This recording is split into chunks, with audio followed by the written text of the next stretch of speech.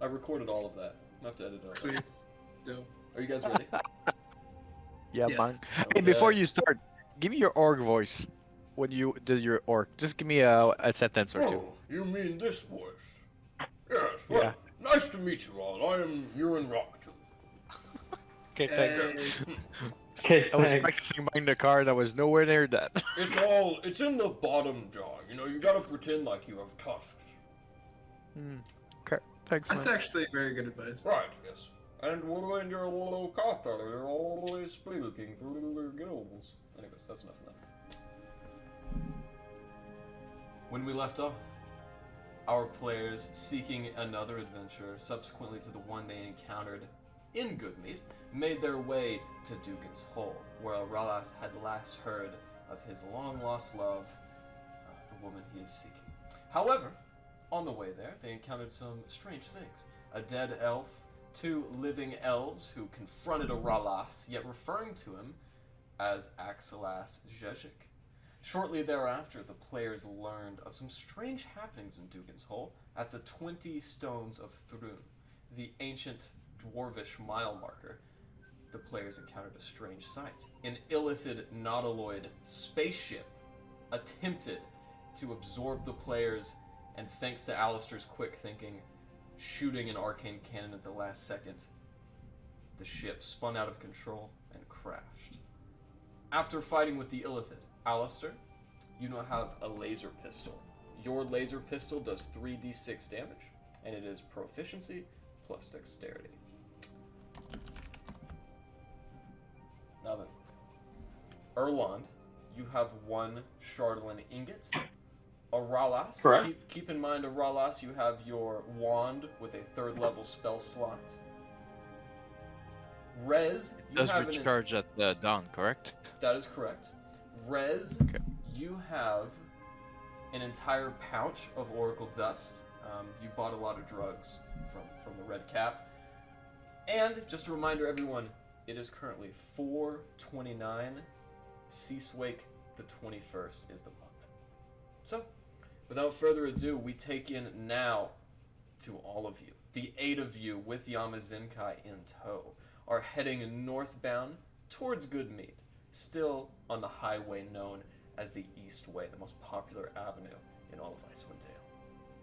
As you guys are drawing back up to Goodmeade, you guys are aware of 2 things. 1, it is growing incredibly cold outside, and 2, Erlond has lost the ability to speak and talk. The illithid stole his intelligence score. You guys are on the way to Bryn Shander to heal him right now. As we take you there, what do you guys want to do? Cry.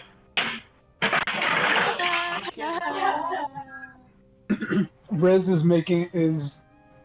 about how long is the journey to Bryn Shander? Because I assume we left like immediately once we realized Bryn Shander is the place we need to go. Well, that's a great question. Right now, it's still pretty early. It's about 1 p.m. And since you have the map, Rez, you know that it is, if I may draw the line, it is 7 hours to the cross-section of the East Way in Goodmeade, and then from there, an additional 9 hours to Bryn Shander. How long would it be to just cut across? It would be only 7 hours. However, you guys would be going straight through uncharted tundra without a road. But it would be quicker. Okay, so what do we want to do? Do we want to go through uncharted territory, or do you think we can walk around with this vegetable a little bit longer? Well, We should probably check on my brother and Goodmeade. didn't we had a lot of errands to run along the way, correct? I feel if we go on the road, if there's anybody of importance to come across, it'll be on the road and not in the forest. So, safety first. That's I fair. think this is the best way to go. Okay, so let's stop on Goodmeade and check on my brother, and then we will go ahead and go on. Right. So in the cart right now, I need a pseudo marching order. So who are the two people riding the wagon? Normally that was Erlond, but since he is temporarily stupid, it'll have to be somebody else. Actually, I have a quick question about Erlond. Is it a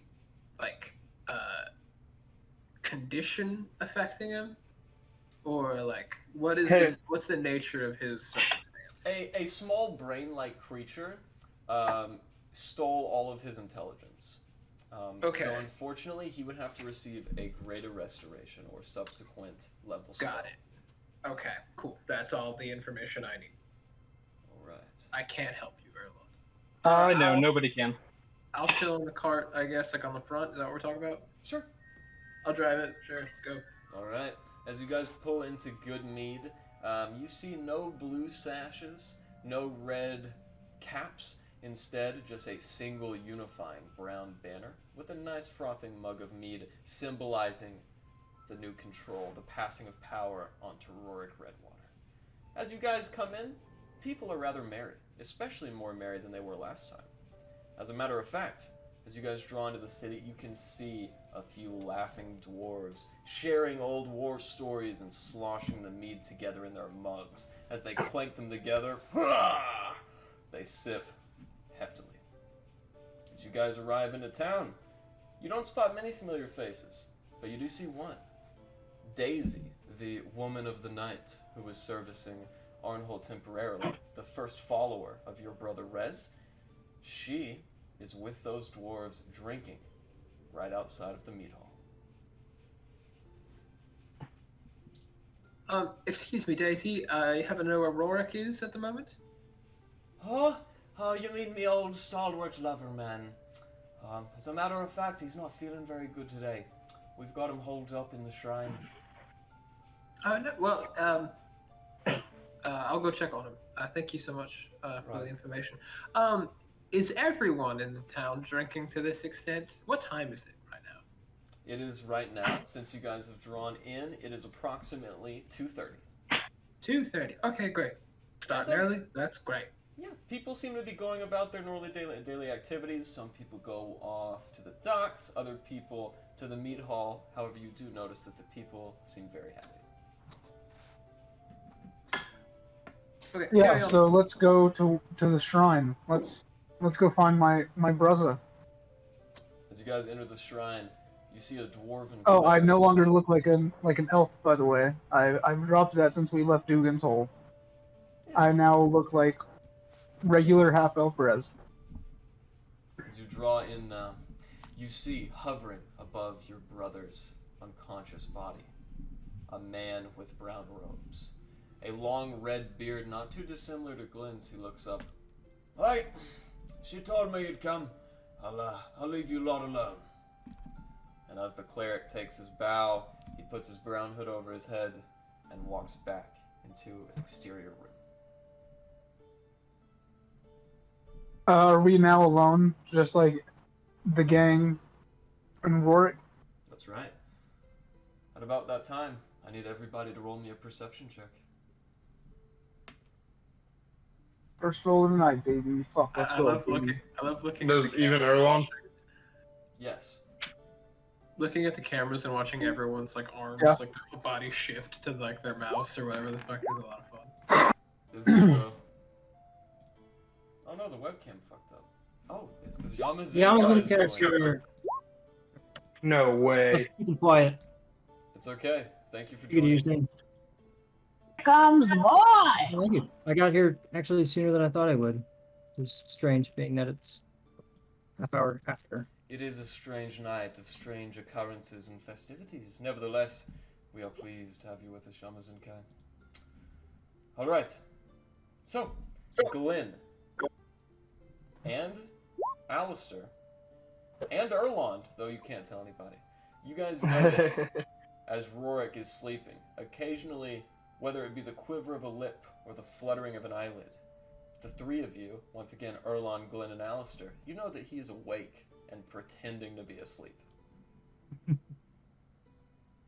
Nice. I move in Same. closer to him and I get real, like, does he look injured? Does he look ill? No. Okay, so I go up to him, acting real gingerly. I get up to him and I put my hands on his face and I go, Arnholdt, you should probably wake up, and I smack him in the face. Alright. Are we alone? Of course, close the door, I say to whoever is by the door. Rory closes the door.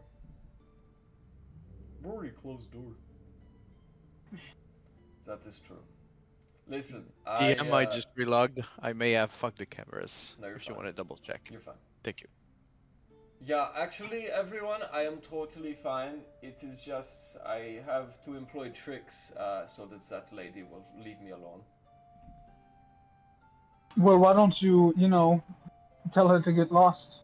Have her arrested. You're being harassed. That is the thing. I tell the men in my following to take her away, and she just comes back every time. She even somehow gets through my door at night when it is locked. Really? Oh, Yeah. yes, okay, I understand. You should really be passing along commands, from back here, while you're resting, recovering. Now that I know you better. I think you should put a wall around this place. It could benefit. Expand the meadery. Stop, making money for the town. Oh, we have Well, already, hold on. We have already started making money. However, I have not employed like a tax plan yet. Oh, you need to do that. Yeah. And also instigate some sort of sacrifice or something. Some sort of We'll talk to Sherrif Southwell when we go to Bryn Shander, and we'll bring back some tips on how to start sacrificing to the Frost Maiden so that because that wasn't happening here, was it? No, it wasn't. But as a matter of fact, he looks up. Yes, the sheriff. I'm glad you brought him up. He spoke with us this morning. Apparently, all of the speakers are to attend a council meeting in the town of Bryn Shander. Oh, very well. We can be your escort. Do you think I should attend? Absolutely. You are now the speaker of this town. Leave someone in charge in your stead. I guess you are right. What of the speaker in Dougan's hall? Is she with you as well? Oh, I don't think she would be attending, actually. Anyway, next subject, the less you know, the better. I actually have a few questions. Just a few things that I want to run by, if I may. First, yes, I do think you should attend. I think that is wonderful, great place. Really sets in stone our involvement with the new speaker. But also, you said that this woman gets into your room and your door is locked. Do you not have like a guard post outside, or like at least anyone who's like maintaining like a watch on where you live? I mean, the last guy was murdered, so it seems like maybe that would be. Yeah, the cleric Veloquist, he stays outside the door mostly nights. But that is the thing. She just finds me. No matter where I am, it is almost maybe like magic.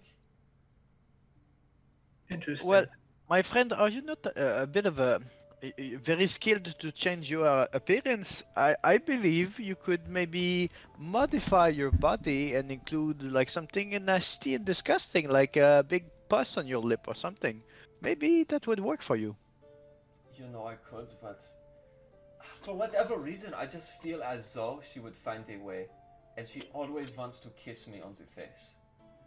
Well, that's where you gotta put the nasty stuff. I have a lot of concerns about this. We're talking about this as though we just got like a real like courtship situation. You know But what? no, Glenn? this is harassment. I'm so glad you agree with me, Larry. I mean, in this day and age, you would think people would be more considerate. Well, we understand. Well, in the other village, they're burning people alive to get some Okay. heat in You winter. think I wanna I So... should make- do that? Well, we need to start doing something like that so that, whatever happens when you don't doesn't happen here. In Dougan's hole, they wouldn't even light fires, and I don't think they were sacrificing anybody to keep the Frost Maiden away. Like, fire was forbidden. True. So, says that. Glenn. I would like. Okay, go Glenn, ahead. Sorry. Glenn, this thought pattern of yours, thinking about this woman, it strikes something in you. Something that originated from your early days of training as a paladin of the sea. You're familiar with celestial and demonic creatures, so go ahead and make me a religion check. Excellent. Great.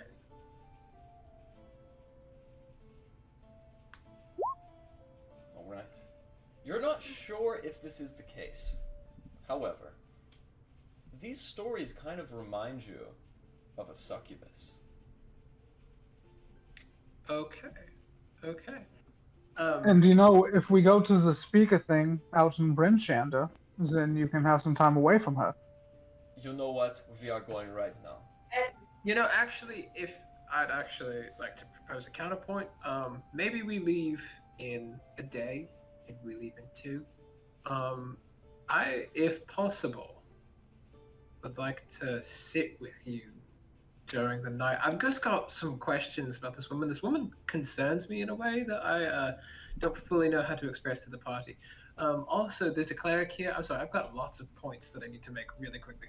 You've got a cleric here. We've got a guy who's like stupid now. Do you think, does they I'm so glad universe somebody brought terms- this up. I was gonna be so pissed if we left here without bringing this up. Brain zapped by a brain. Brain dead. In universe terms, is there someone here, maybe this cleric, who has something like a greater restoration or an equivalent vocalized term that could fix our man? I could certainly ask him, as a matter of fact. Veloquist! Veloquist! At about that time, the door opens, and out spawns a very pudgy dwarf with a red beard, linen rope tied around his waist. Hey! Glad to see you back up, Mr. Speaker. Our friend is sick. Aye, In show the me to head. him. I like shake the stupefied body of Erlond as he stands. Alright. I'll see what I can do. Why don't you just put him on the slab and I'll get back to you in the morning. Slab-a-dab-tag. Okay, great. We'll set him on the slab. Do you hear him? He's crazy. He needs help now. Alright, duty calls, I suppose. And as he bends down, he waves his hands. Glittering magical yellow light flickers in his eyes, and with a pff, he puts his hands like a defibrillator on Erlond's torso. I think your friend's broken. Fuck. What? You mean you can't fix him? Not currently, you know, I'm still a cleric in training. What? It's Well- not your Who fault. trains you? Well, there's a fellow that used to train me, and after he lost the election, well, he doesn't train me too much anymore. Oh no, you're kidding, He's not right? gonna help us. Oh, right. I wanted to ask, what the hell happened the night after you won the election, Rorik? They actually speak over each other for a moment before Rorik gains the command of the situation.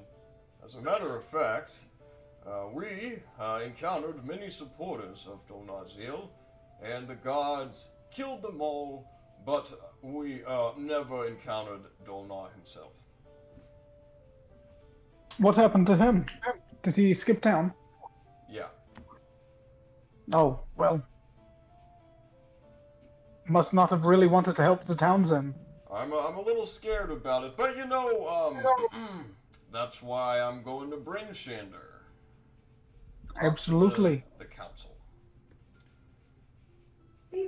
As a matter of fact, if it's okay with all of you, I'd like to go now. And at that moment, you guys see another figure come out of the door. Pudgy, female, yellow braided hair with a midsection that's kind of exposed over her trousers. Hi, Rorik, where are we going? Nowhere.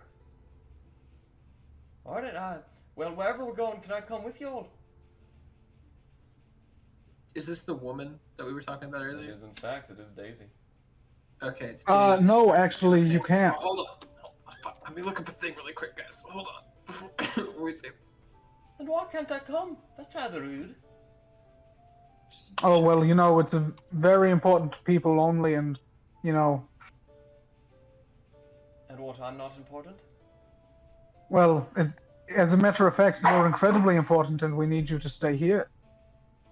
It's Actually, a dangerous journey. Make a persuasion check, Rez. And I will give you advantage on this one. Alright, but you better bring me man back in one piece. Oh, you know we will. when was the last time? Never mind. I feel like it's a little metagamey. So never mind. Carry on. Right. Can we go? Yes, absolutely. Let's load you up in the mammoth wagon. Alright, don't mind if I do. As he gets in And the we wagon, load him in the mammoth wagon. he gets Oh, wait. Hold on. Never mind. Real quick. I want to use an action. I want to cast Divine Sense. Nice. That's what I was looking for. Divine Sense. Do I get anything? I can detect. That goes on good fiends. Celestial Fiend or Undead within 60 feet of me. As you do And that, I looked it up. A succubus is marked Fiend. you detect a extremely fiendish aura You bitch. emanating from the Lady of the Night, Daisy. Okay, cool. We'll talk about this later. Carry on. And as Also matter- a bit from Erlond, because he's a bit of a fiend right now. Yeah, he's fiending.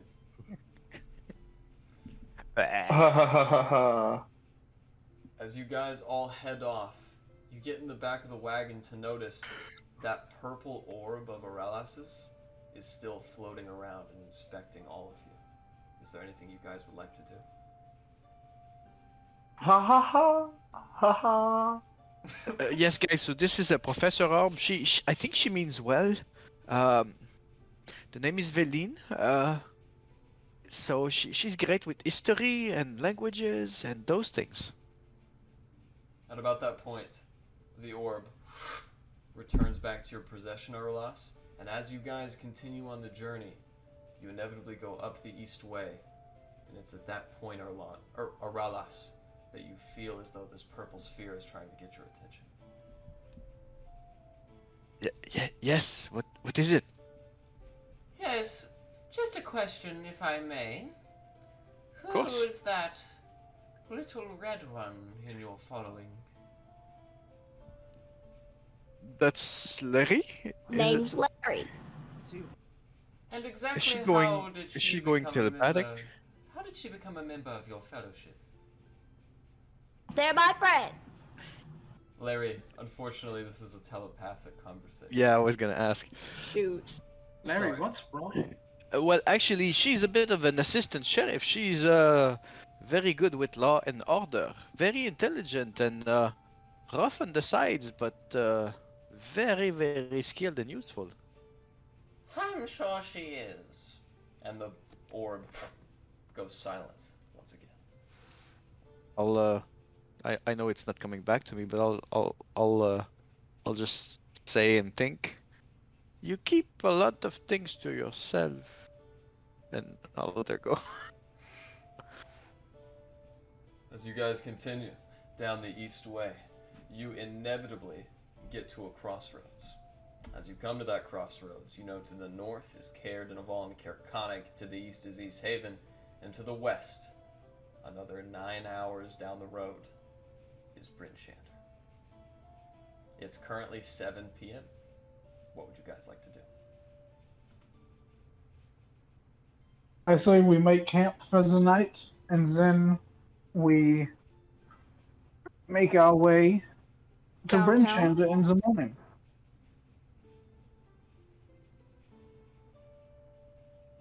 Alright. Sure. If there's not one amongst you who disagrees, you inevitably do that. I need everyone to roll me a nature check to see if you can kind of spot a place along the trail that looks like a good camping spot.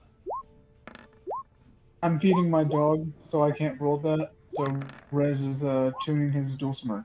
Just say a random number between 1 and 20. has to be random though. 20. That was not random. Wow. Awesome. All right. Erlond, unfortunately, as your eyes are still looking at each other, you can't do it. However, Erlond, you do hear a sound, but it's a really primitive one. And Erlond, as you look down in your slack-jawed gaze, you see Tiger trying to see if there's anything left of you. I'm gonna get down on the ground and just hug Tiger. Right. Aralas, you inevitably steer the party towards a good spot, right in between a small hill, just between Bryn Shander and East Haven. Right at that hill, the party sets their camp. As you guys do so, sharing stories over the fire, spreading your legs, and just getting comfortable in the night, inevitably, you guys begin That same song plays by Red. Inevitably, you guys feel yourselves growing colder and colder as the night continues. You guys have been at camp for 2 hours. It's about 9 p.m. As the fire continues to roar, what would you guys like to do?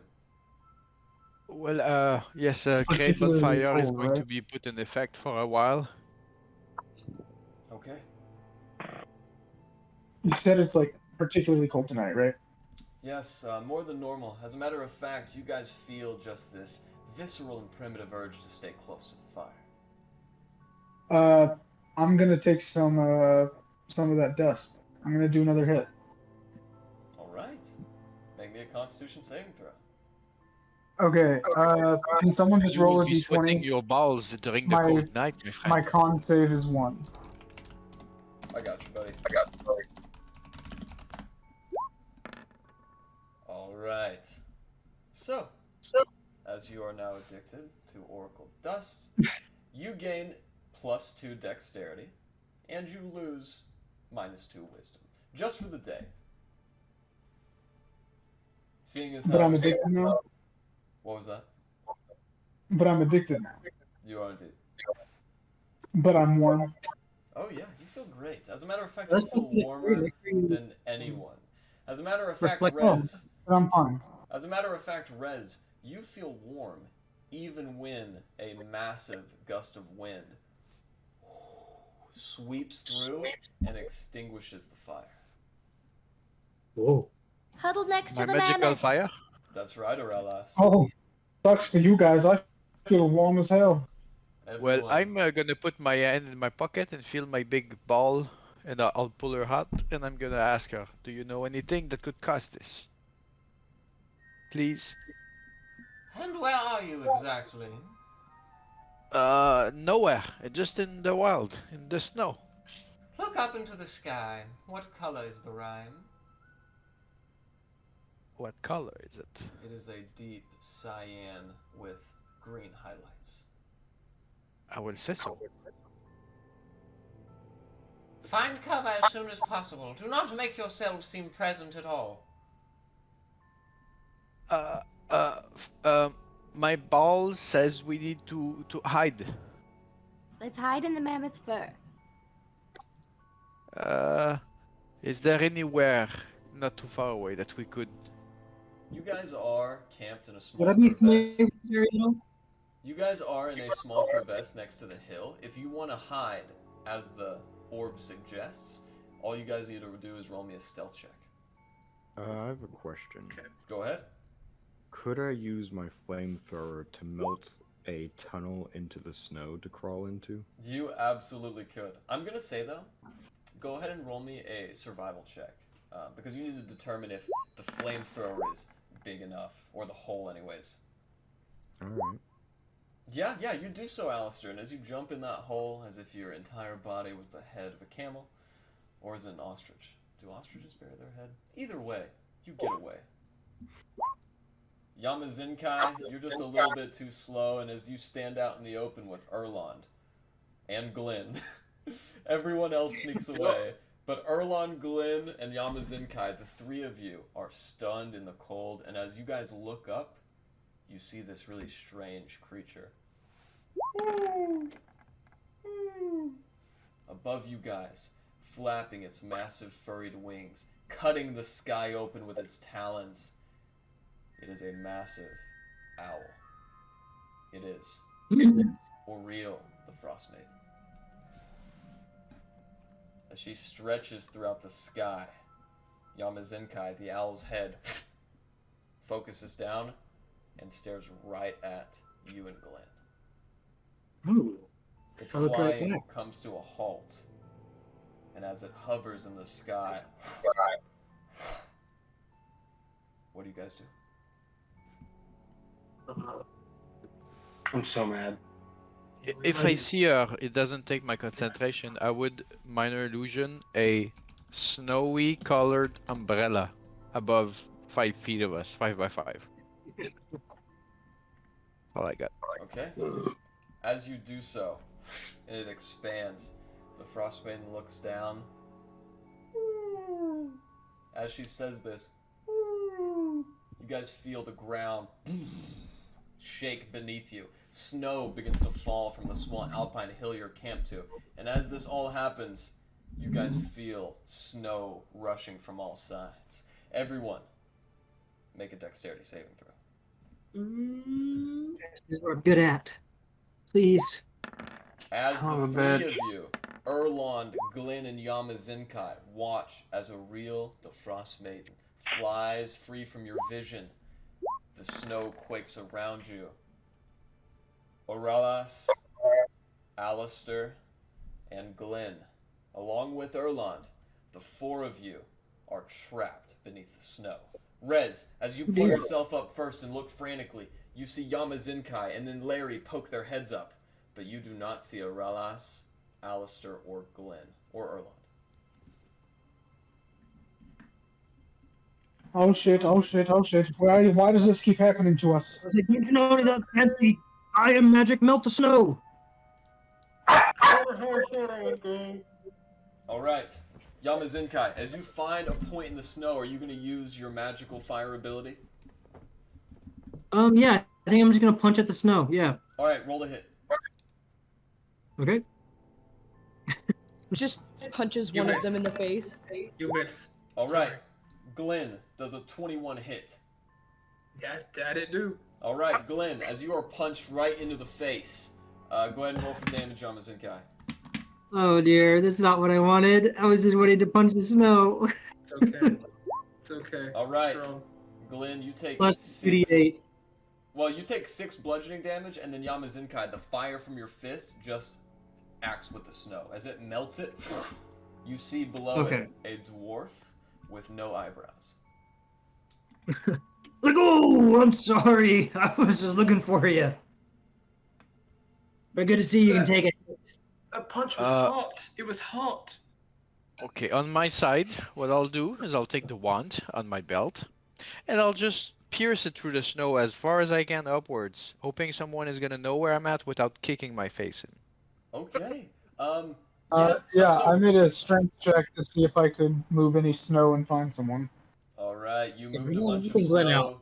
out. You moved a bunch of snow res, and beneath it, you found Alistair.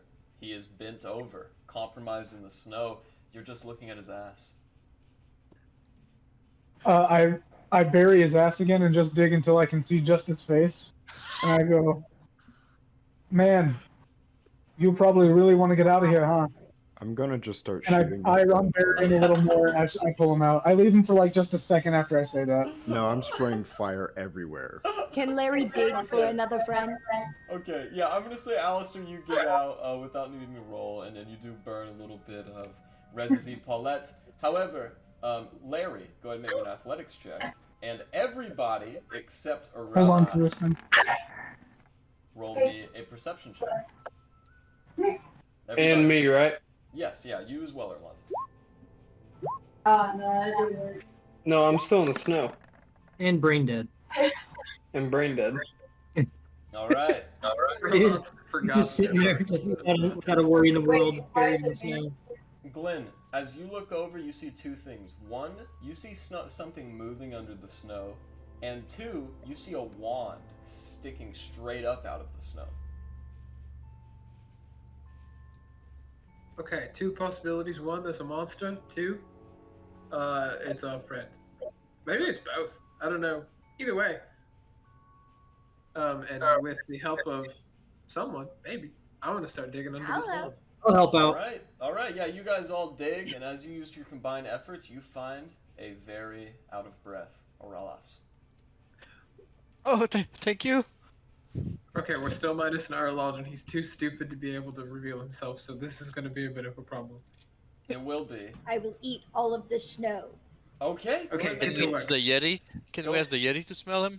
You could, but first things first, I need Larry to roll me a Constitution saving throw.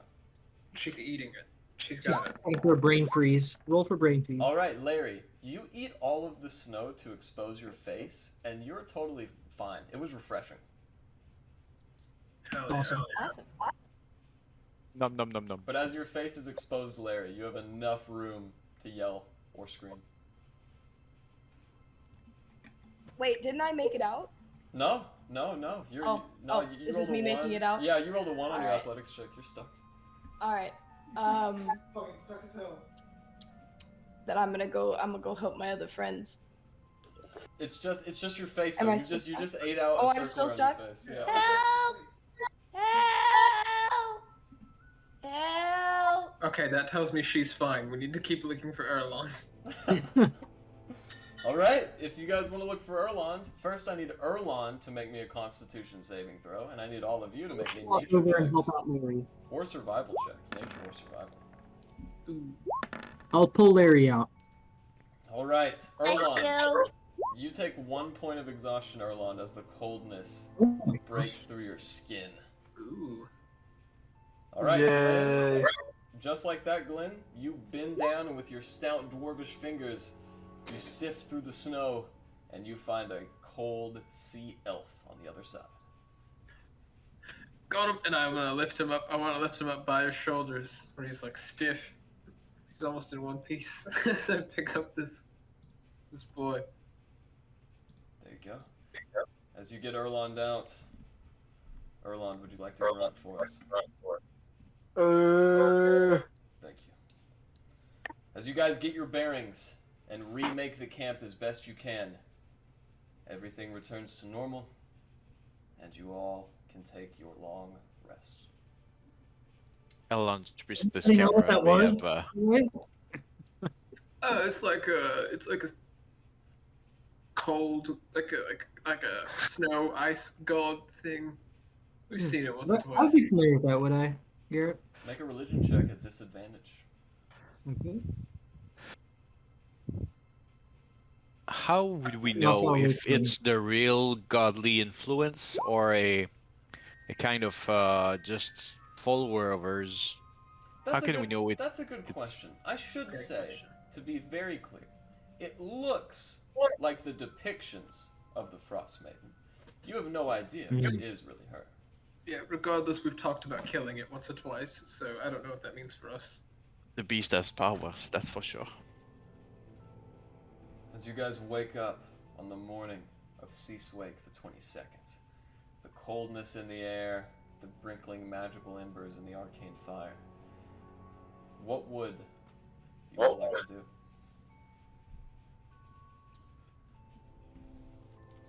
I look over at Glenn and say, well, maybe our fight can be another day. I think right now we're not in a position. You don't think it's a good idea to fight out in like the middle of the tundra with a giant god owl harassing us? Well, maybe not first thing in the morning, but Right, maybe right, right, tonight right. if we're still out here. But Maybe tonight, if I've not expended my capabilities, then by all means. you don't think you could fight without them? What was that? Come on. You don't think you could fight without your fancy godly abilities? Absolutely not. Absolutely not. I don't Well, I I appreciate the thought I honesty. thought- Yeah, you punched me. You punched me and melted my eyebrows earlier. So that's like a whole thing. So, quick question. Sorry, I was talking to my roommate. Am I out of the snow? You are Yeah, we got you, bud. You're actually not brain dead anymore. No, you Psych. As you guys get your stuff in tow and rouse a very upset mammoth into steering the wagon in the correct direction, you guys inevitably make it to the city of Bryn Shander. As you guys crest the small valley which rises up to the very subtle yet pronounced hill that is the basis of the city itself, you guys see tracks in the snow where normally there's just a white sheet. Wagon wheels, horse hooves, all of the signs of frequenting and travel. However, there is something else that catches your eye. You all notice the city guard have quintupled in size. Humans now serve along the same ranks as these green hooded dwarves that carry muskets. They walk the edge of the city ramparts, and as you guys get to a close, you watch as 5 of those green dwarves come out. One of them, not wearing a green hood, but wearing a golden one, separates from the rank. As he takes his hood back. Well, hello there. It is a pleasure to make your acquaintance. I am Sir Godwin Lighthammer. Oh, it is a pleasure to meet you. We are us, and we are escorting the speaker of Goodmeade. Wavy Navy. Speaker Rorik Redwater. We are the lords of Goodmeade. Wavy Navy. I'm very proud of myself. Oh, yes, sorry. Yes, we are the Wavy Navy. No. You'll come around. Yes, these are the people I've tasked with my safekeeping. Let us in. But of course, Sir Speaker, there's just one thing. Keep in mind, while you're in the city, for today only, there will be no brandishing of weapons, wearing of plate mail armors, and of course, as always, no casting of any spells. Oh, fuck, the plate mail armor's like my whole thing. I'm sorry, sir. Oh, if only we had a guy with a big bag to hold everything for you. You're right. Yeah, I think I've got an extra outfit, and I pull out my, one of my extra costumes, and I give it to Glenn. What's the costume? It's warm, and that's all I'll tell you about it for now. It's a duck costume. I could see it. That's yeah. What does it look like? Well, yeah, but it's hard to tell what it'll look like when you just hold it. You got to see what it looks like when it's on. Okay. Fine. I put it on because I trust my friend.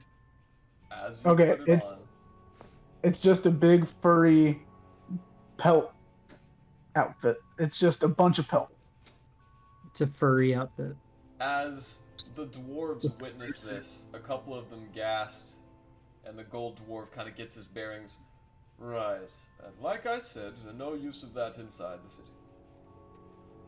Now then, for you, Speaker Redwater, you're the newest and the last to arrive, so make your way in and down the town hall. The councillor's office will be on the west. Oh, thank you for that. Yes. Mm-hmm. Come on now. You said no brandishing of weapons. Does that mean I can't carry my weapon, or does it mean I can't take it out of its sheath? Oh no, sir. You can absolutely carry your weapons. We are not an elvish city, but just make sure you do not brandish them. It will maintain its space here. Okay, great. All right. As a matter of fact, there also will be no sacrifice this 10 days, so you all do not have to pick a piece in the lottery. As soon as my boys get the door open, you are free to walk inside. May the All-Father bless you, and as he takes his leave, the doors inevitably open, and you guys are welcomed back into the city of Bryn Shander. Erlond's just gonna be like laying. Yeah. He's great. As you guys walk in, you notice many things, but the first of which is the fact that the North Look Inn is closed. Alright. Yamazinkai, as you have been to a few cities along with your friends before, you realize this is the most illustrious city, warmer than any of the others, more populated than any. The feeling of being around people is a new one, but there is a ridiculous amount of them. Yeah, this is pretty crazy. I'm overwhelmed a little bit. Actually looking at the city. Which entrance did we just come in through? The east north gate? You guys just came in through the east gate, the house of the Gotcha. Morning Lord, where your friend, the cleric, Copper Knobberknocker, is staying. Are you kidding? That is such a good name. That's such a good name. It is. We helped in the last campaign. We helped her get to the north. Copper Yeah, Knobber? let's get close to the party. You know, not wanting to get lost in the city. Yeah. So first things first. I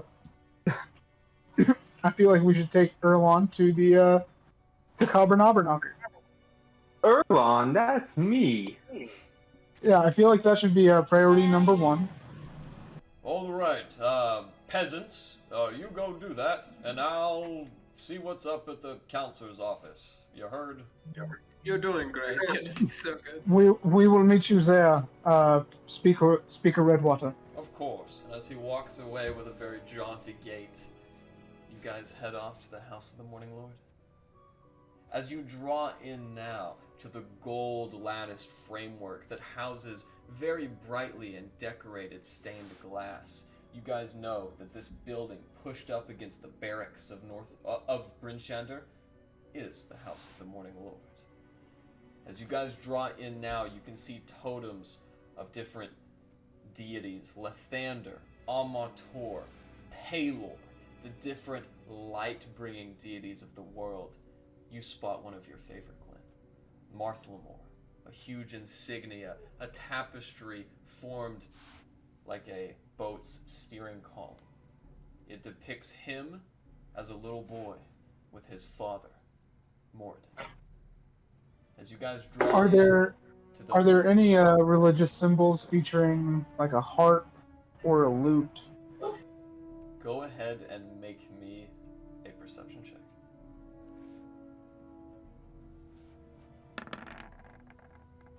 Nope.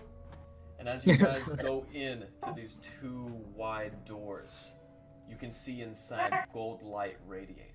As the doors swing open, almost like a breath of fresh air and rejuvenative warmth, you can see various stone platforms circled around a tree with golden leaves. A small gnome walks forward, her hair in a white bun and wearing a bear's fur pelt. It's good to see y'all again. Oh, welcome back. Hello. Hello. Love the tapestry outside. Glad to get some representation for my boy, my main man, Marthlamore. He's underappreciated. Oh, you got that right. We still take tithings of all kinds, even from all of the dwarvish deities. Right. Let me just now reach my pocket. I pull out, I don't know, 5 gold? I got gold to spare. Oh, that's not necessary, but thank you very much, mister. As she takes the gold and puts it in an alms box that sits at the foot of the tree, she comes back and slowly gets to her feet as her old small bones creak. How may I help all of you? We've got a friend, a little stupefied. I'd like you to guess which one. As she looks about, she is old. She was 120 last campaign. She's now 159.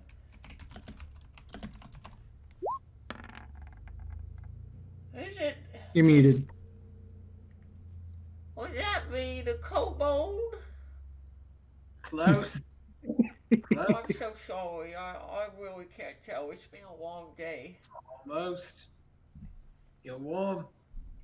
Oh, what's it got? Oh, it's got to be the human, isn't it? He looks kind of creepy. Close. Anyway, it's this fella. Captain Davies, are you feeling all right? I am just fine. Why don't you fuck off? Oh, okay. Neater than last time. Anyways, who do I need to help? It's our friend Erlond here. He's been struck by a tiny brain bug. Alright, just hop on down on the platform. I'll see what I can do.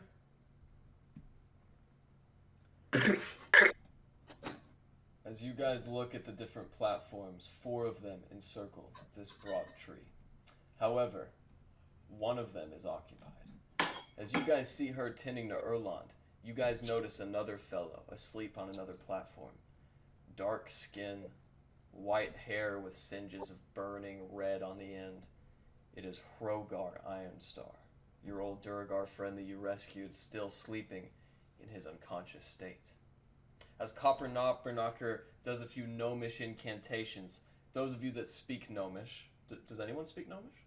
Not me. Don't think so. As you guys see, I speak Gnomish. All right. With these pieces 8, I gather and salivate, for my ally will soon resuscitate. As she brings her hands up, you guys watch Erlond sit up as well. His eyes glow yellow for a moment, and then return to their neutral state. Erlond, you're back.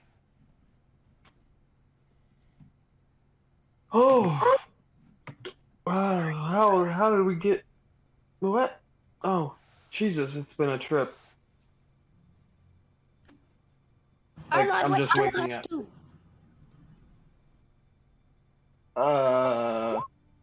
5. He's back. With that, you guys watch Copper Knocker. It's really nice to see yours again.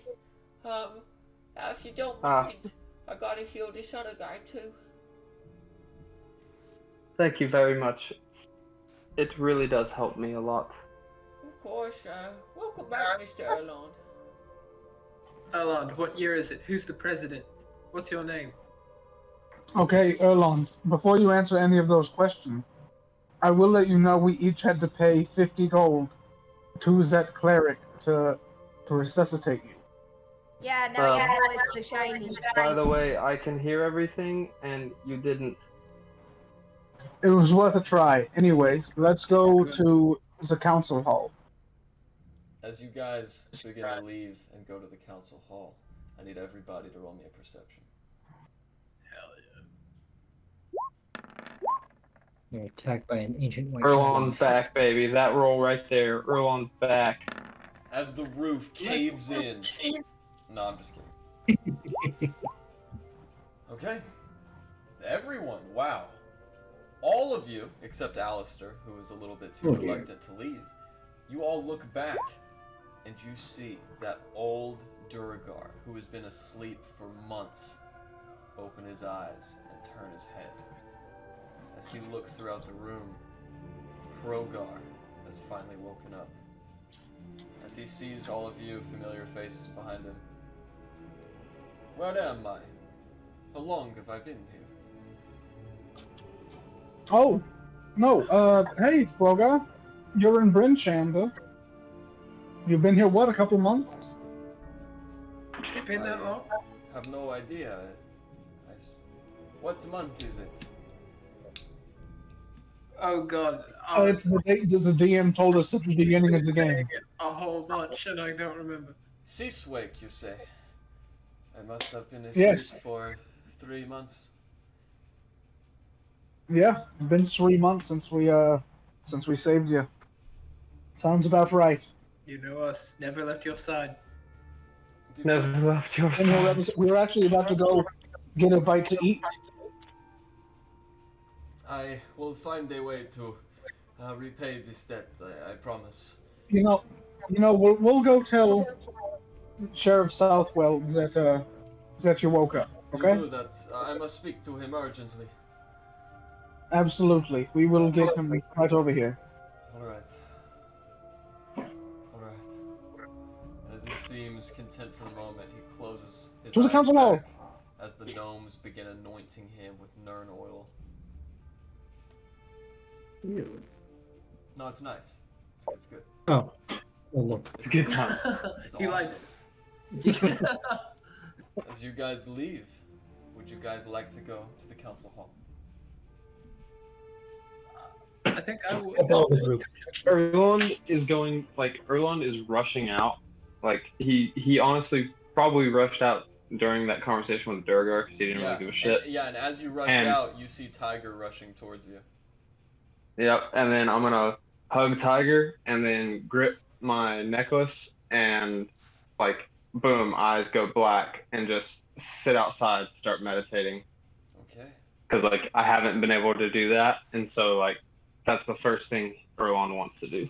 Did we Erlond. feed Erlond at all during that time? Nope. Erlond, Shit. as you commune with the stars, you haven't done so since Goodmeade. Last time, the premonition was positive. This time, you see the constellations at war with each other as they form in battle. You interpret this as your darkest omen yet. You suspect that the near future will be plagued with grief and misery.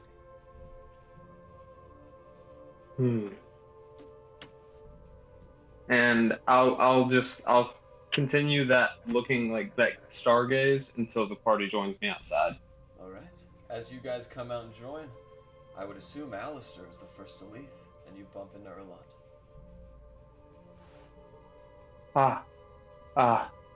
What is the plan? Where are we going? Oh, about as much of a plan as we usually have, just kind of wandering from place to place. Okay. Orlas. Yes. Whenever he's. I'll wait. You're good if you're busy. Yes.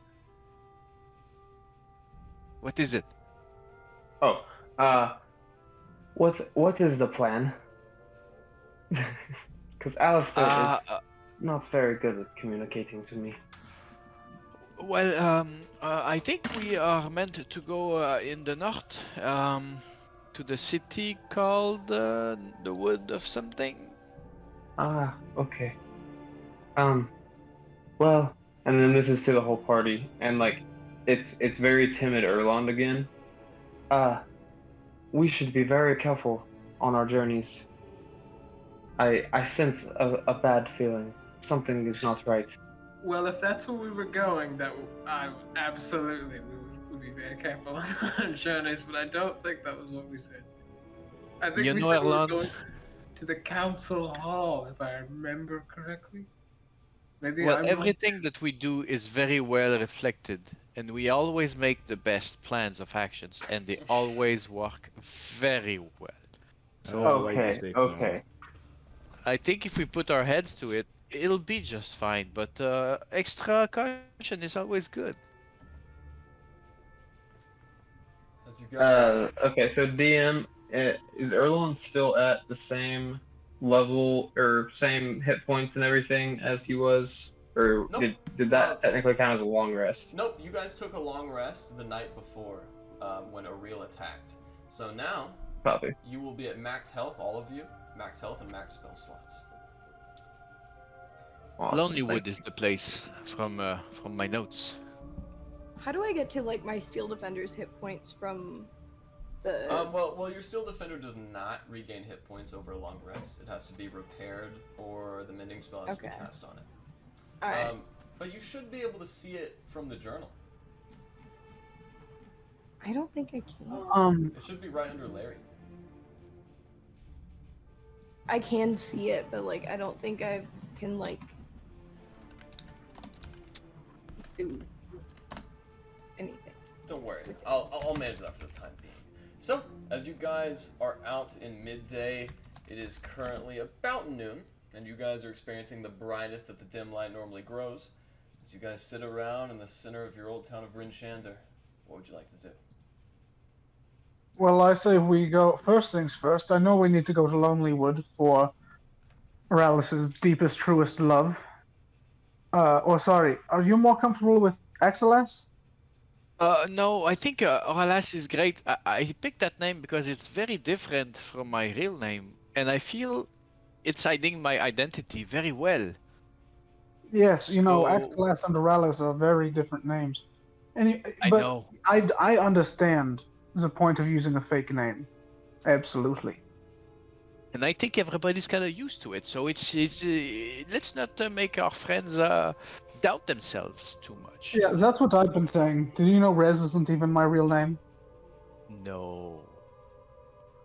I knew you were not a real elf at some point, but the rest was very blurry. Hey, Rez might be my real name. It might not be. You know my secret. We've been friends a while. Yes. Well, for me, you can lie all the time as long as you're there when we need you, and you know, we can be a good party all together. And when you start singing, man, I forgive you everything. Oh, thank you very much. That means a lot coming from you. So, shall we go? Shall we all go see the speakers? Yeah. As you guys head on down to the council hall, you guys get about halfway there, and you guys spot Rorik walking the opposite direction. He kind of looks at you. And where are you all going? We were coming to meet you. Alright, I'm fucking lost. I've never been here before. Oh, well, It's two lefts on right the right. behind you. No, it's two lefts and a right. No, we're going in the same direction. I'm literally looking at the building right now. Yes, lead the way, my noble stewards. Two lefts and a right. Yes. It's right in front of us. I'm looking at it, Alistair. Oh. And as Rorik walks into the front door, what would you guys like to do? Yeah, they must have moved.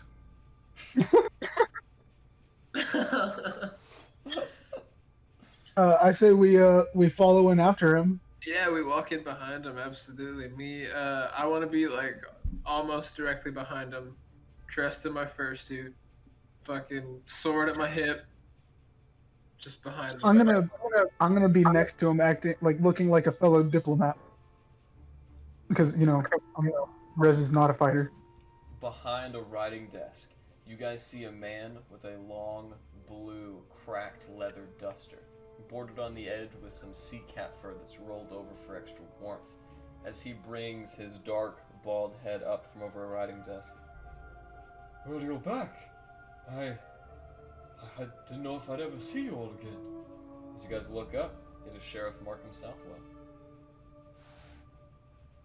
Sheriff, how are you doing? Well, Deputy, not as good as you, I see. And as he looks up at your steel defender, is this a new friend of yours? Yes, it is. Ah, and you've come with Mr. Redwater. It is such a pleasure to get to know you. You are the newest speaker, after all. Yes, I am Rorik Redwater. Right. Anyways, have you all come for the council meeting?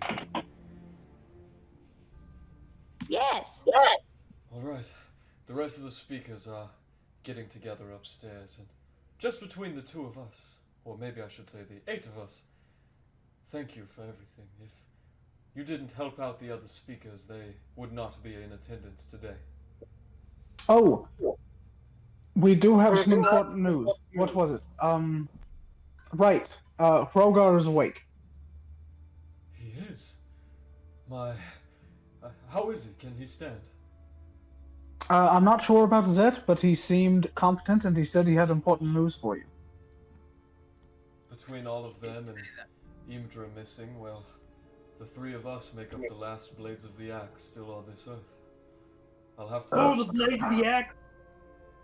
I recognize that name. Oh, that's who you thought we were. That's who I thought you were. We're the Wavy Navy, that's right. At about the time the sheriff arcs his head above the crowd and looks at the front. Who is your new friend?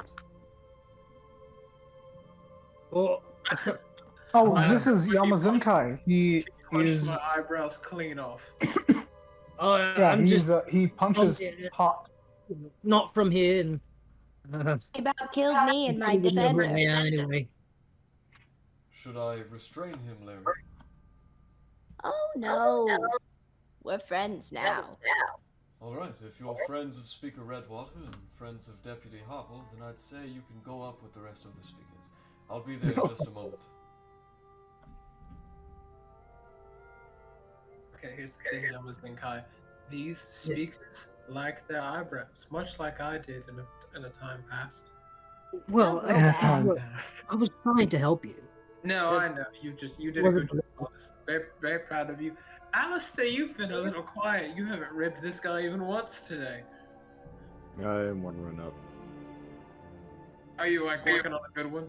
Are you gonna like really zing him later? Been too long since I had a drink. Oh my goodness. Okay, we'll fix that later. How are you liking your new little magic toy that I gave you, Alistair? I don't know, you want to give it a test? I'm always up for a challenge. Are you gonna shoot him? No brandishing the weapons. Oh my goodness, good goal. That doesn't count for a speaker. Don't I fight here. I forgot. So are like all the speakers like going upstairs or whatever to have their meeting? As a matter of fact, they are.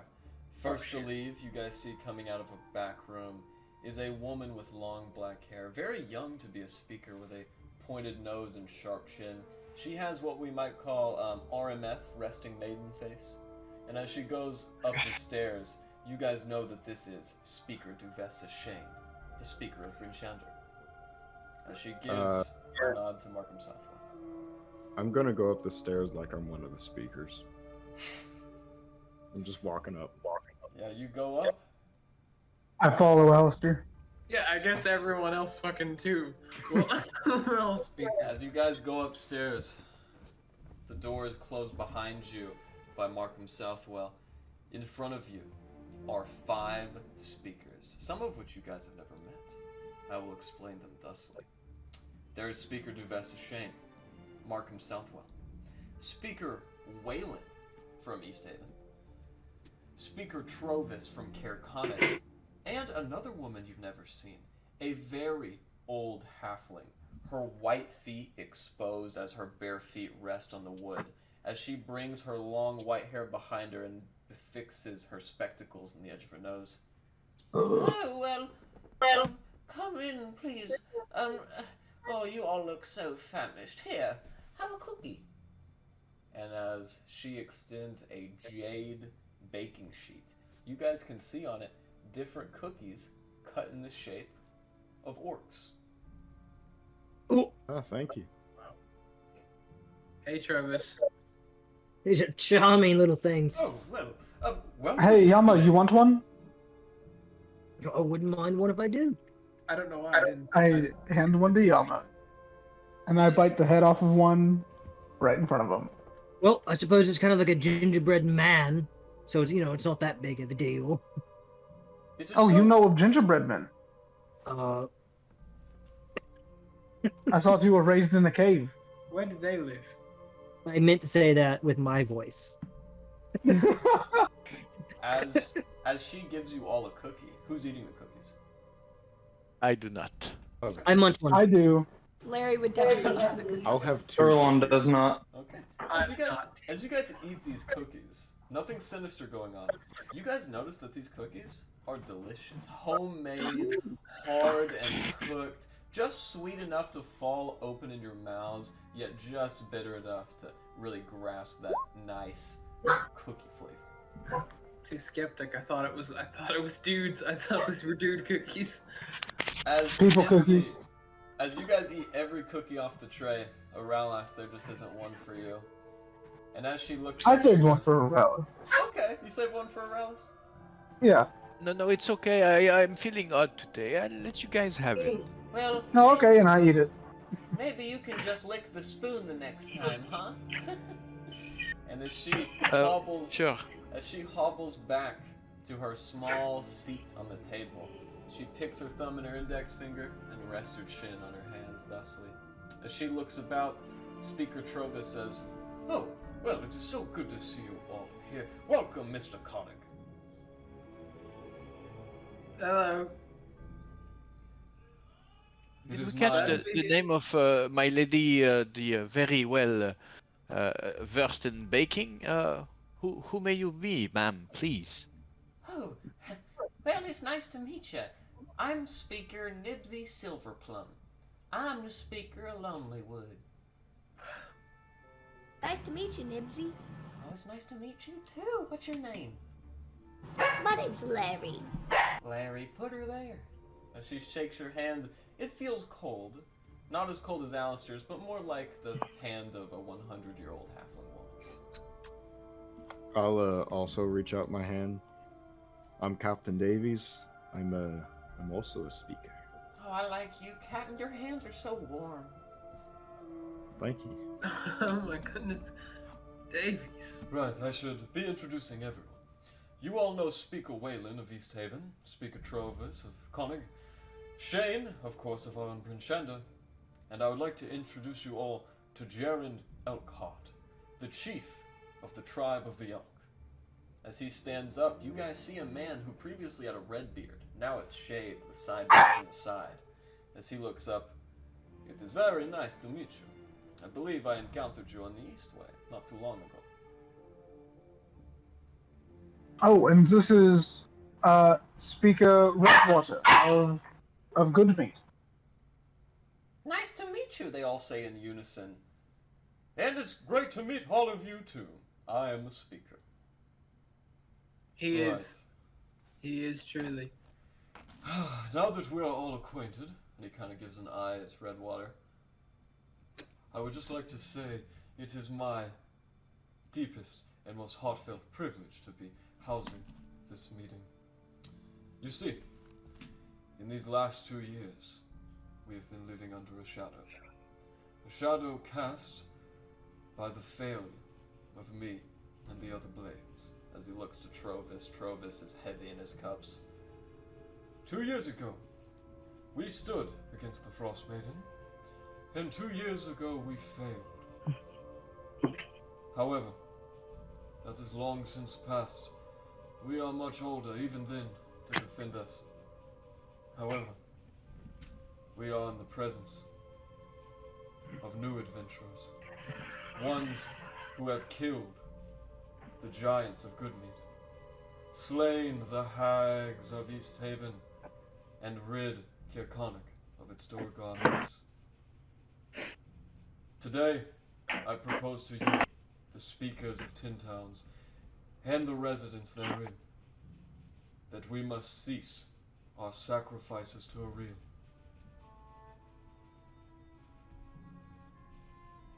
Really?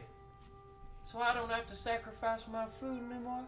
Aye, and by the sounds of it, we won't be killing some unlucky bastard every week either. Right. No! Sherrif Southwell, will this not incur the wrath of the Frost Maiden? I thought that was the whole point of the sacrifices. As a matter of fact, it will. But it is the only way to rid us of the Durgar. Right now. As this conversation's going on, I'm assuming I'm close to Erlos and Rez, probably. Yeah, you guys are all in the room. By the way, the room is about 25 feet by 25 feet. It's quite the packed room. Erlond is going to kind of, try side-eye Erlos, and if we make eye contact, Erlond's going to be like, I think that, giving that motion of, this is it. As he looks up, this will no doubt incur the wrath of the Frost Maiden. However, we have a more pernicious menace to concern ourselves with. The Durgar are invisible. They come from the earth. If Ariel is to freeze us, let her freeze the bastards along with them. About this time, Urine Elkhart stands up. I, for one, am in favor of the Sheriff's decree. Speaker Wayland, I too. Sorry. Please. I give a nod to Rorik. Rorik looks up. Agree. I also agree with as a speaker. Markham Southwell looks over. Mr. Connick, did you have something you wish to share with us? Nothing. Well, it kind of sounds like maybe we're getting drafted to kill the god. Erlond will interfere. If we are being drafted, let us go kill her. But I will say, I am no speaker, but I will say I don't agree with this idea, as it will cause death. Yeah, namely of the waving navy. As he looks over, just so we are transparent, I am only doing it as a course of action against the Durgar. If the lot of you knew of a way to defeat the Durgar quicker, I am open ears. I got nothing. Alistair's going to step forward.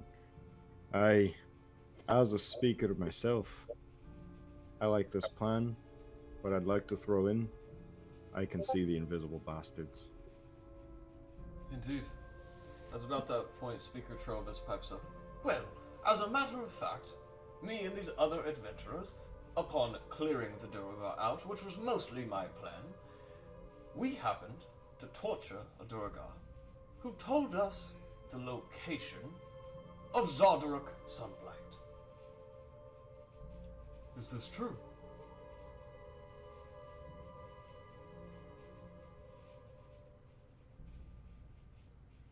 Do you all know the location of Zodorok? You do. Yeah. It sounds familiar. In that case, I would like to requisition you in my official authority as town sheriff to go there and return with me his head. Got it. So, I'm confused. I thought we were adventurers, not hunters. I think they're going hand in hand on this one. And Okay, quite frankly, are hunters and you like the adventurers. most hunter of the entire of our group?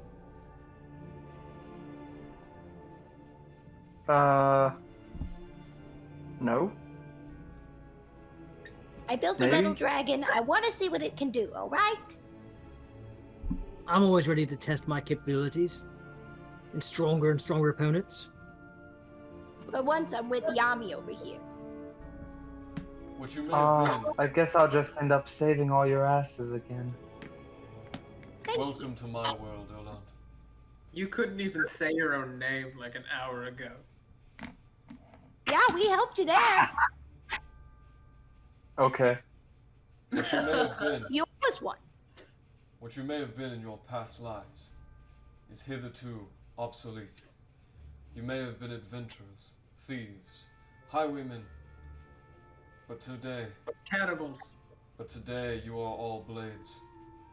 Orphans. I have discussed with Speaker Trovis and Imdrin. Our time of adventurers are long behind us. If you would accept, I would like to invite you all to the Hall of the Blades to take up our old retinue. What do you say? I'll sign the dotted line. Let's kill a god. I guess I'll sign if everyone else is signing. Wait, so what exactly do we get Well, for the head? What a title. Shiny? Blades of what? To tell you the truth, Larry, I have nothing to offer at this junction.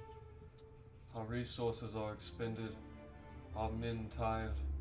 If not for the dwarves of Dunbad guarding our post, Bryn Shander would have fallen to the Durgar months ago. As a matter of fact, I and all of Tin Towns are in your care. Well, we've been helping out since the very beginning. We've been honest and giving our information away and helping out the best we can. So it would be a pleasure to discover more about your own information and experiences in these lands. Oh, yes, what would you like to know? Well, I don't know what I don't know, so maybe with a bit of time we can get to know everything there is to know about these lands and what we must discover to survive better. My friends and I were adventurers much like yourselves. We had a mentor who shepherded us to the lands of 10 towns where we were established as prominent nobility in society. After our charter as a guild, the Blades of the Axe were signed by Queen Thethil Hildegard of Dunbad. We came here. Our mentor, Zardarok Sunblight, betrayed us, turned to the ways of darkness, and killed my wife, leaving my son and I alone to fend for ourselves. Now, 2 years later, I, Speaker Trovis, and Imdra Alargarth are the last 3 surviving blades. We know not where Zardarok is, nor real, until now. Speakers, go back to your quarters. Stop the sacrifices to the Frost Maiden. Blades, all of you, well, venture to Zardarok's land, fortress, whatever it is, and make sure he is dead. You've got it. At about this point, I need everybody to make me a wisdom saving throw at disadvantage. That's interesting. I'd also like to... Except Aurelas, who did not eat the cookie. Huh. I knew this was... Wait, now hold on. I knew this was fishy. Was this cookie based? This is I didn't eat a cookie-based. cookie. You did eat a cookie. I did not. No, eat is this cookie based? Because I didn't eat one. Larry ate a lot of cookies. Yeah, okay. I said I thought it was dudes. Alistair had 2 cookies. Orlos and Erlond had none. With Sherrif Southwell's decree, as he stands up and all the other speakers push out their chairs, Yamazinkai, Larry, Reds, Alistair, Erlond, all of you are locked in place. As you guys feel yourself unable to move, I still need a wisdom save from the other guys without disadvantage.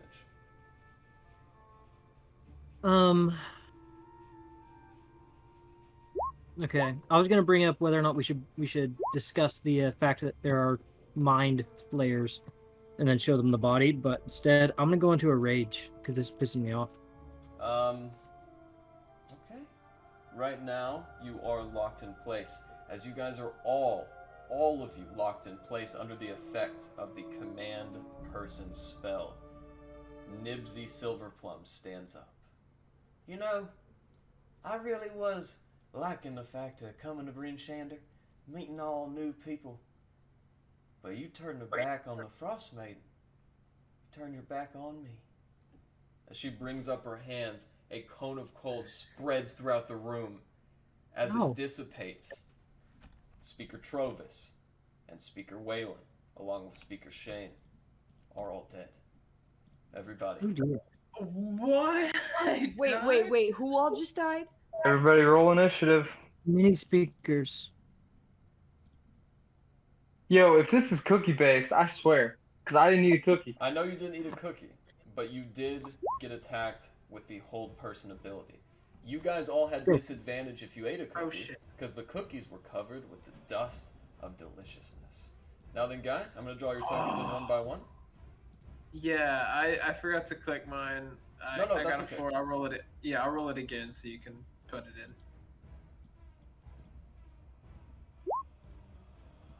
There we go. I got a 4 initially though, so ignore that. All right, Aralis, do you see your token? I do. I do not. Slow loading. Sorry.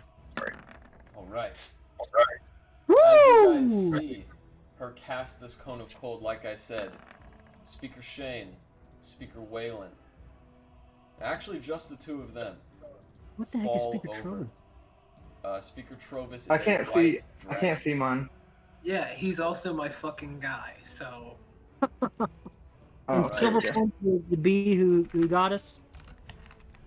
That would be Nibsy Silverplum. As I'm going to roll for her initiative and the rest of the team. What was your score, Glenn? 4. Thank you for that. I think you may have given us some information right there. Not quite. Alright. Aralis, did you roll a 17? Just did, yes. Alright. Alright, Yamazinkai, it is your turn. Go ahead and make me a wisdom saving throw as you are under the effect of the held person spell. Alright. Yamazinkai, you are still held in place. Aralas, would you like to do your wisdom save? Hold on, I think I may have something. Against being charmed and magic can put you to sleep. Okay, that doesn't help. Of course I will. Wisdom. Does that pass? It does not. Aralas, as you are held in place, it is her turn. As she looks about her.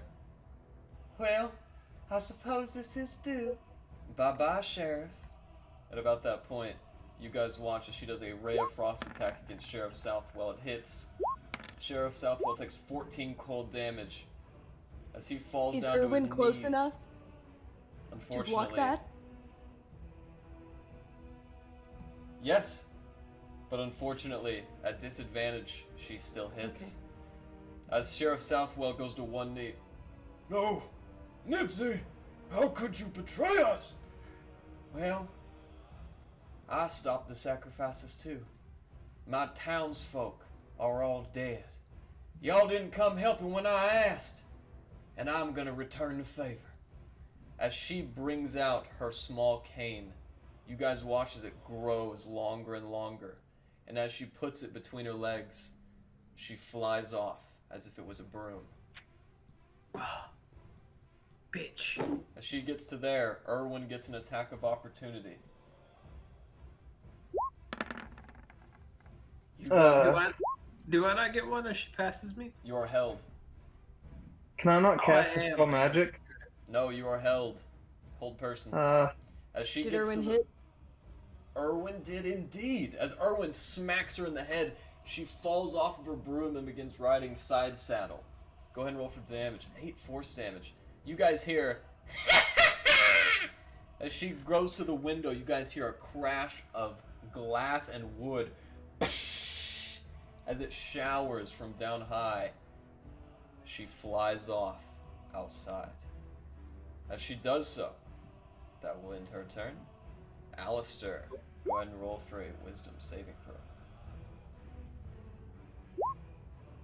Alright, Alistair, you have also failed. Larry, go ahead. If she's gone, isn't it over? Like, isn't the spell up? She's maintaining concentration and she's within range. Larry, you didn't roll high enough either. And I grovel, cower, and beg to distract her. But unfortunately, she cannot see you She's right not now. in the room, yeah, She never went mind. outside. Sorry about that. As she went down the door to the southwest, you guys saw her leave through that plane.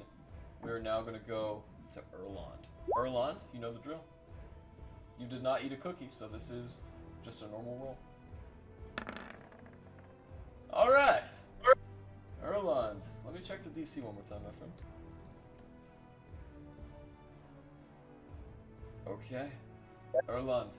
As you break free, what would you like to do?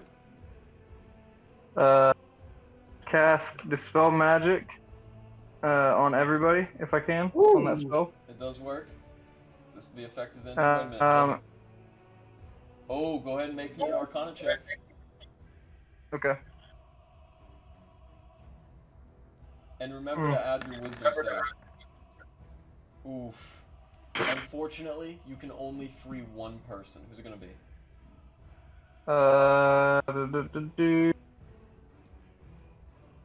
Dukeling, because he's next. I'm gonna do Alistair. Alright, Alistair, you are now freed. This is telling. Erlond, what do you want to do? And then I will. So that was my main action. My bonus action, I will go Star Archer. And that'll end my turn. Actually, movement. Which windows did she fly out of? She flew down the southwestern window, so if you wanted to run to her, this would be the door to go through. Right here. Okay. Yep. I'm running through there. Getting right. Probably here. Yep, and you can see, I don't know if you actually can, but you should be able to see out of the window. Here, I'll actually put you, Erlond, just so you know where she is, right here. She is out, Okay. flying away from you right when you catch up to her. Copy that. Yeah, I can't do anything else. Well, So. you do have your one action. What do you want to do as a bonus action? I went Star Archer. All right. I would. Oh wait, I can fire one of my Star Archers too, can't I? That's right. On the same bonus action. That's right. Yep, I'm gonna do that. Fuck yeah, that hits. 5 points of damage. As you singe off her white hair, you watch in front of you, Erlond, as her form begins to mutate. As she takes that damage, and the 8 damage from the other attack that Erwin did, you watch as her skin tightens. It turns blue, and in front of you is this flying hag of a halfling. Is that your turn? Yeah, that does. Okay. Up next, Glenn. Go ahead and roll me a wisdom saving throw. I would love to do that. Let me do that right now. She needs to roll a con as well. Oh, you succeed. Right there, breaking out. You know where she is as Erlond just ran by you. Okay, great. She'd actually need to make 2 concentration checks because of when she took damage from Erwin. As she fails, all of you You're are muted. dropped. As she fails, all of you are dropped from held person. Yes! Look at that. Nice. Wait, so if she failed, like, does that mean, like, did I not have to roll? Is that what you're saying? Does it really Or no, matter? did I have to roll? Does it really matter? Go ahead. I guess what my question Does is, it really matter? do I still have an action? Is Yeah, my question. well, rolling a saving throw is not an action. Is it not? Nope. Because if it was, No, I could just do that every turn and you guys would never be able to play. Right. Okay, great. Does it count as like a bonus action or anything? Nope. Or am I just good? Nope, you're just good. Okay, sweet. Well, with that, having caught up to this hag, I would like to bonus action Thunderous Smite. Now, I will remind you, Glenn, your token is hovering over a 20-foot fall from that Is it? window to Oh, the ground. Yeah, I was like, you busted through that window. You jumped out over me. My mistake. My Okay, mistake. as you come down on top of that roof, right below the central balcony, your feet hit ice and wet shingles. Go ahead and roll me a dexterity check. Okay, sweet. Yeah, I'd love to do that. Dexterity check or dexterity saving throw? Saving throw, my friend, I apologize. Okay. You survive. As you press in with your stout thighs, you hold on and find purpose. Hell yeah. Okay. And then with that, Thunderous Smite. Bonus action, and I'm gonna make my first attack. I am. Very nice. Okay, that definitely hits. As you go ahead and inflict your 9 damage, you watch as a big gash opens in her arm, and no blood comes out as she is a frozen, undead creature. Okay, cool. That's fine. But they do need to make a shit. What is it? Strength. They need to make strength saving throw. Yes, or be pushed 10 feet away from you or knocked prone. Natural 20. She holds on to the broomstick. That will do it. But I do get an extra 2d6 damage, so let me roll it. And then, don't you still have your Thunderous Smite? No, you already no, did. this takes it. Oh, I just don't get What? the knockback. So that's an extra 5 damage. Very good job. So, with that... Oh, 5 you said, not 6? I Yes. don't know why I thought it was 6. As she looks back, Oh, don't worry. How we going to Chronic next? This bitch. I swear to God, I'm gonna throw her in the this bitch. alright, is That's that my your turn. turn? Yep. Rez, as you feel the magical aura fail around your frame, you are free to go. Okay. And Sheriff Southwell is looking, and so is Speaker Tropes, right? Yeah. They just got freed as well. And they both look pretty hurt. Sherrif Southwell looks hurt, not nearly as much as Speaker Trovis. Okay, then I will cast a Cure Wounds on him. On Trovis. Thank you, Rez. I appreciate it. And then I'm going. Is this a win? Which way did everyone going? Everyone went here. However, Rez, you are aware that aside from this opening down yonder, there is also this room which is open, and this room that is open. I'm gonna run into this room. 5, 10, 15, 20. Alright. What's in this room? Nothing. It is a vacant room. However, at the end of the room, you do spot a window with the drawers drawn shut. Okay, and then I just use the rest of my movement to just kind of hop back around and start following my guys. Can I break out of this window? Sure, yeah, go ahead and roll me an athletics check or whatever you'd like to do to try to break the window. Can I try a performance check and see if I can, like, on my pan flute, make a note, like the right frequency to shatter the window? Yes, but the performance is going to be an extremely high DC, but I will let you roll. Alright, not quite enough. Not quite enough. I won't take that against you because that is a very creative way to think around it. Okay, I punched, I break the window, I guess. Alright. Fuck. Oops. It breaks. And then I'll just use the last, like, 5 feet of my movement to get onto the roof. Alright, dexterity saving throw. Fuck. Alright, as your feet hit the ground, you begin sliding, and with the 12, you manage to brace yourself right here. Catching right on the edge. Okay, yeah, that ends my turn. Alright, and you can see the bear hag. Up next, Yamazinkai. Yamazinkai, as you are freed, Markham Southwell looks behind you. Don't just stand there, orc. Oh, I don't plan to. I like to run all the way down, chasing her. Yeah, I think you can make it. Let's see. Would I be able to get around Erlond to jump out the window at her? Sure, yeah. So, just so we're clear, guys, you can move through allies' spaces. It is just rough terrain. So, I believe you just used 35 feet of movement to get there, Yamazinkai. No, 30. Yeah, really? Yeah, use 30 to get there. So if you want to use your last 10, you can get right here before your turn ends. Okay, then I'll use my Step of the Wind and use Dash as a bonus action. Okay, very nice. Okay, you have 40 more feet. Okay, I would like to rush her. I'm going to try to jump and like at least grab onto the broom to knock her off. All right.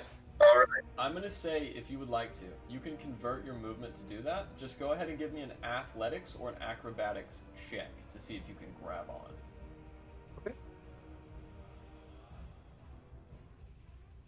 I think I'll go with acrobatics. All right. You find purchase, and as you grab on, you lost all of your movement. Your feet are hanging open in the air, and you guys see an orc holding on to the end of this ray rod with a hag on top. And can I make an attack at disadvantage at least? You can, but keep in mind you do not have your bonus action. Correct. Shadow's correct. Oh my gosh, wow. That definitely hits. As you guys watch Yamazinkai with one hand free, he brings it up and smashes her right in the hip. You watch as she almost falls off, and she spins 360 degrees around the rod, ending up on top. Alright. Like a fucking cartoon. Seriously. And I'd like to use my extra attack. Go ahead.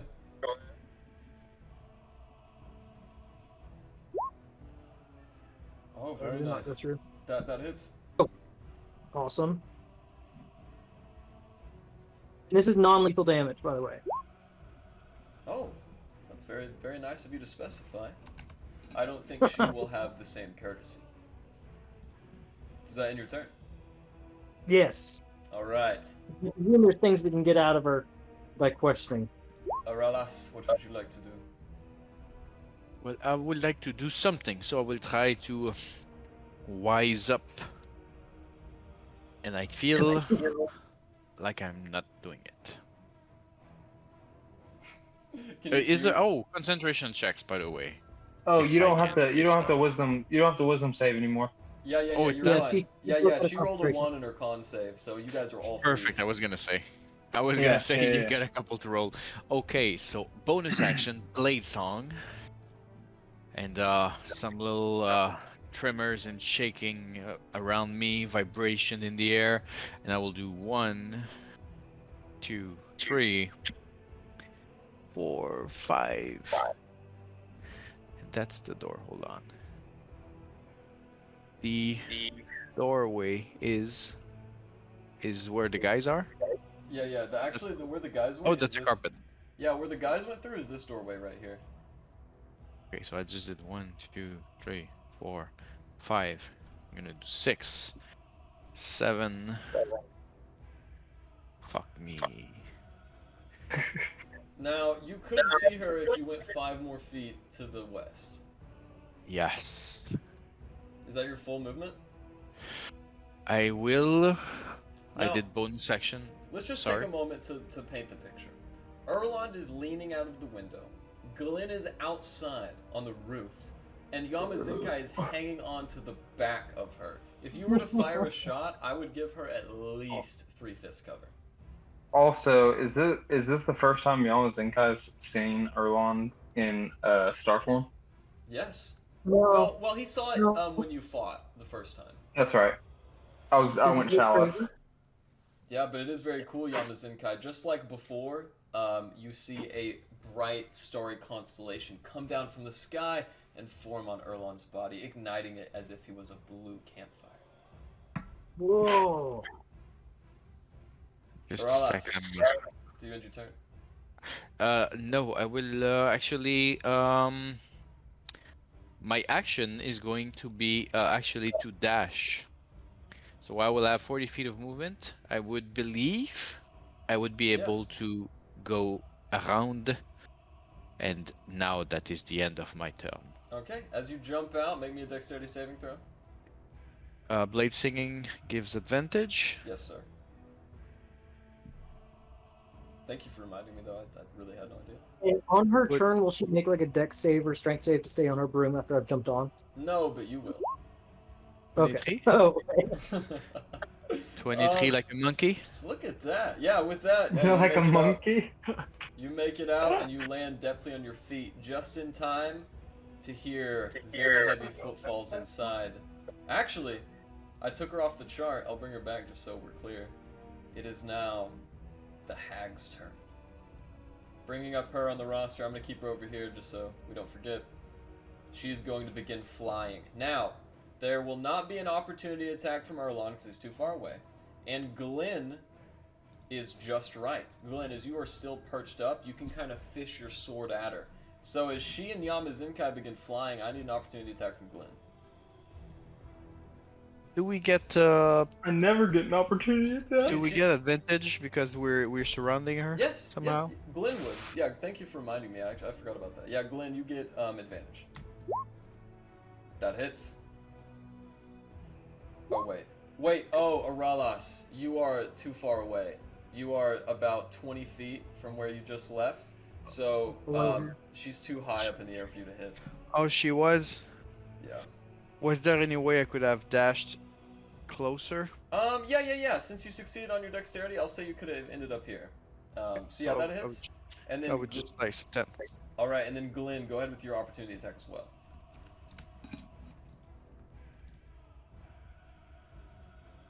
I don't think he's here. All There he right. is. Oh, Gavin's back. I will. Gavin, are you here? Okay, Gavin's not here. I will go ahead with his opportunity attack. Hey, I'm right here. Hello, sorry. It's about okay. that. It's okay. It hit. Gavin, with your opportunity attack, Glenn inflicts another 12 onto the bear hag. Hell yeah. Glad I was here for that. There you go. Man. Yeah, and you totally were too. As you do that, and she flies away, she grows up and up. As she turns around with Yamazinkai still on, she goes into a grandiose monologue. However, before she can, with that whip in the air, I need Yamazinkai to roll me a dexterity saving throw. Alright, you succeed. Let's go. Yamazinkai, as you grip on, Wow. she begins talking, but upon seeing you gripped on, she is going to turn around, putting you behind her with the back, and as she looks back with one hand, she casts Cone of Cold. Ooh. Oh yeah. What a bitch. We may be fucked. Alright, Does that catch me? I need Yamazinkai, Aralas, and Glenn to roll me a Constitution saving throw. Yes. I will use my reaction to absorb elements. Beauty. Oh, Yeah, Rez, you were right around the corner. As that ice blasts off, you can just barely shield yourself. Ooh, absorb elements? That's con and not dex, correct? Yes, sir. If only. Alright. Glenn, you take 33 cold damage halved because you have resistance. So you actually take 17 points of cold damage. Yamazinkai, you take 17 points of cold damage. And does my tattoos do anything with cold resistance? I don't think you have tattoos of... Oh, that's Oh, right. thank you. That is right. Okay. Yeah, Yamazinkai. You take 10... No. Do your math right, Garrett. You take 8 points of cold damage. And Aralas, go ahead and roll... Wait, what the fuck? Okay. I think I take half of it, so... Yeah, that's right. So, Aralas, 16? you also take 17. Is it not rounded down? No, wouldn't it be? 16? Did we round it down? Every little point matters for a It wizard. does. However, I'm trying to do the math right here. Half of 33 is 16 and a half. Yeah, but it's rounded down. Really? So Is 16. it not rounded up? Yeah. Okay, you take 16 points of damage then. Usually everything's down. Does that Yeah, I don't mean me know. too? I also take 16? I could have sworn it was rounded down if you are inflicting damage. But either way. With that, Alistair. Well, actually, the bear hag is going to continue to rise. At about this point, she is 60 feet off the ground, and she will end her turn with Yamazinkai clinging on for dear life. Oh, this is exciting. Alistair, you are freed, and it is your turn. Would I know the closest place to get a view on her? Like, would I know if there's a place over here that I could see her from, like another window? There is a door next to you, right here. It is locked. However, you could go in and possibly get outside that way. It would only take 20 feet, but then you would have to circumvent the entire building. You could run this way, Alistair, but then you wouldn't be able to see with your movement, to the south, I mean. Or, you might be able to get to this room here, and then shoot a hole through the window or the wall and gain advantage that way.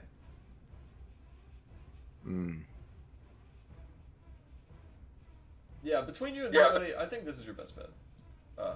This way. Over here? Yeah. That's kind of what I was thinking. Alright, I'll make my way over there.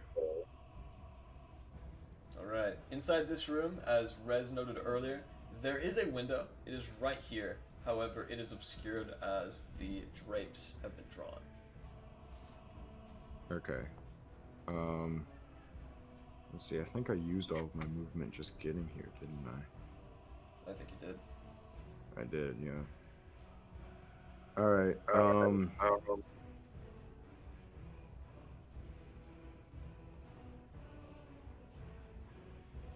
I'll take a shot with my Eldritch Cannon, Okay. because why not? Now, this is a good question here. Are you aiming the Eldritch Cannon at the window or the wall itself? I would like to aim it at the point where the window and the wall meet. Can you point exactly on your screen where you think that is? That's exact. Maybe about here. Okay. Roll to hit. I didn't like that. You just made. Alright. Boom. As a hole is opened up, you are relieved as your arcane cannon begins to wind down.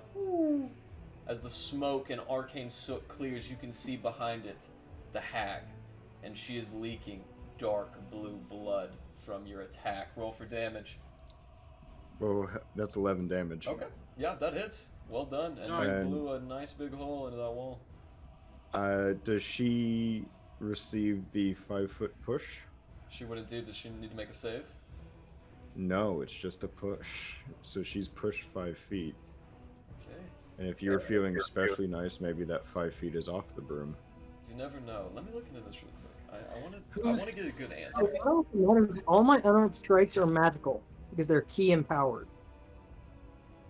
So yeah, under the description of Force Ballista, it just says, if the target is a creature, is pushed 5 feet away from the cannon. All right. I've got good news and I've got bad news. The good news is she does get knocked from her staff, which follows her all the way to the ground. However, upon reading more of the staff, I realized that it is impossible for Yamazinkai to be holding it. So Yamazinkai, go ahead. Oh, really? Go ahead and roll 5d6 for me. Well, that's where you're wrong because I have slow fall. So You can use bad the news. reaction to reaction when you fall to reduce any falling damage you take by an amount equal to 5 times a monk level. So I'll roll the damage. You said roll how many? 5d6. As you guys both fall 50 feet and you watch Alistair and crew as the broomstick falls tumbling into the snow. Alright. And I take no damage. That's right, you don't. She is going to cast Slow Fall as well with her reaction. And with that, you guys are resting on the ground. Is that your turn, Alistair? I can't see her anymore, can I? Not quite. I mean, you're pretty far away. Actually... And she's on the ground. Yeah, and she's a halfling. It'd be close. You might be able to just see her hair. Not really, though. She's pretty far gone. Okay, let me check, because I still have my actions, so...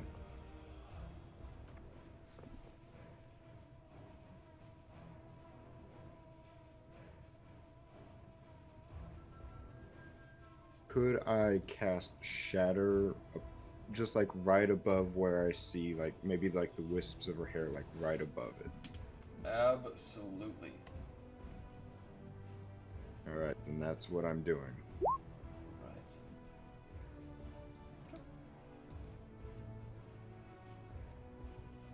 Amazing.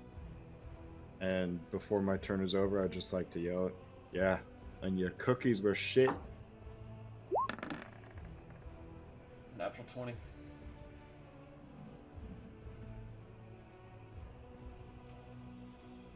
Does that end your turn? That does end my turn. Alright, she just keeps rolling 20s and up with that is gonna be Larry. What do you want to do, Larry? Is there any feasible way that I can make it to my other friends? Oh yeah, without a doubt. You know, Alistair's really close to you. It would only take 5, 10, 15, 20 feet of movement to be within touching range of Erlond and Glenn. Yeah. There you go. About here, is that how far I can get? Yeah, you moved pretty far. Let me see here. 5, 10, 15, 20, 20. You actually have 5 feet left. But before you do anything with that, I need you to roll me a Dexterity saving throw. As you guys watch Larry springing forth through the giant hole in the wall that Alistair just made, her talon-like cobalt feet sink into the shingles, and she maintains her grasp. Alright, Larry, keep in mind, there is about 15 feet between you and the snowy ground beneath. Okay. First I would like to cast Arcane Weapon as my bonus action. Alright. And then I'm gonna hit it with my hammer. Which damage type? Fire. Alright. As the fire expands, or as the hammer expands with fire in front of you, you loose it, and it hits the werehag in the face. Go ahead and roll a d6 for me. And remember, I'm going to add 1 to this, too. Alright. 2. An unlucky roll, the fire just barely clings to her as she shakes it off, but she does take the damage. Alright, and then, as it comes back, I'm just gonna throw it again. Very nice. Unfortunately, that one just misses wide and comes back to her grasp. Do I have advantage with pack tactics because Aralis is next to me? That is a great question. Let me look that up. I think I do.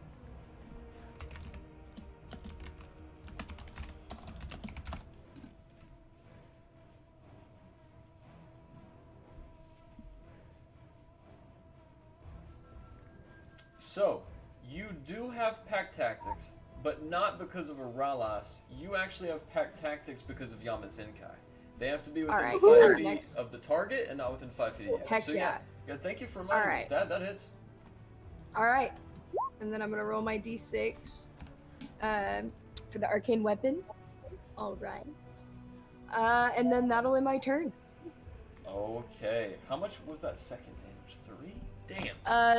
It was 3 plus 7. Woo. So, 10. She's not looking good. Alright, Erlond, what do you want to do?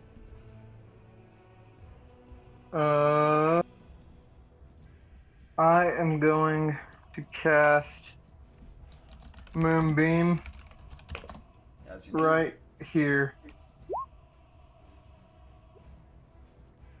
All right. So, let me see here really quick.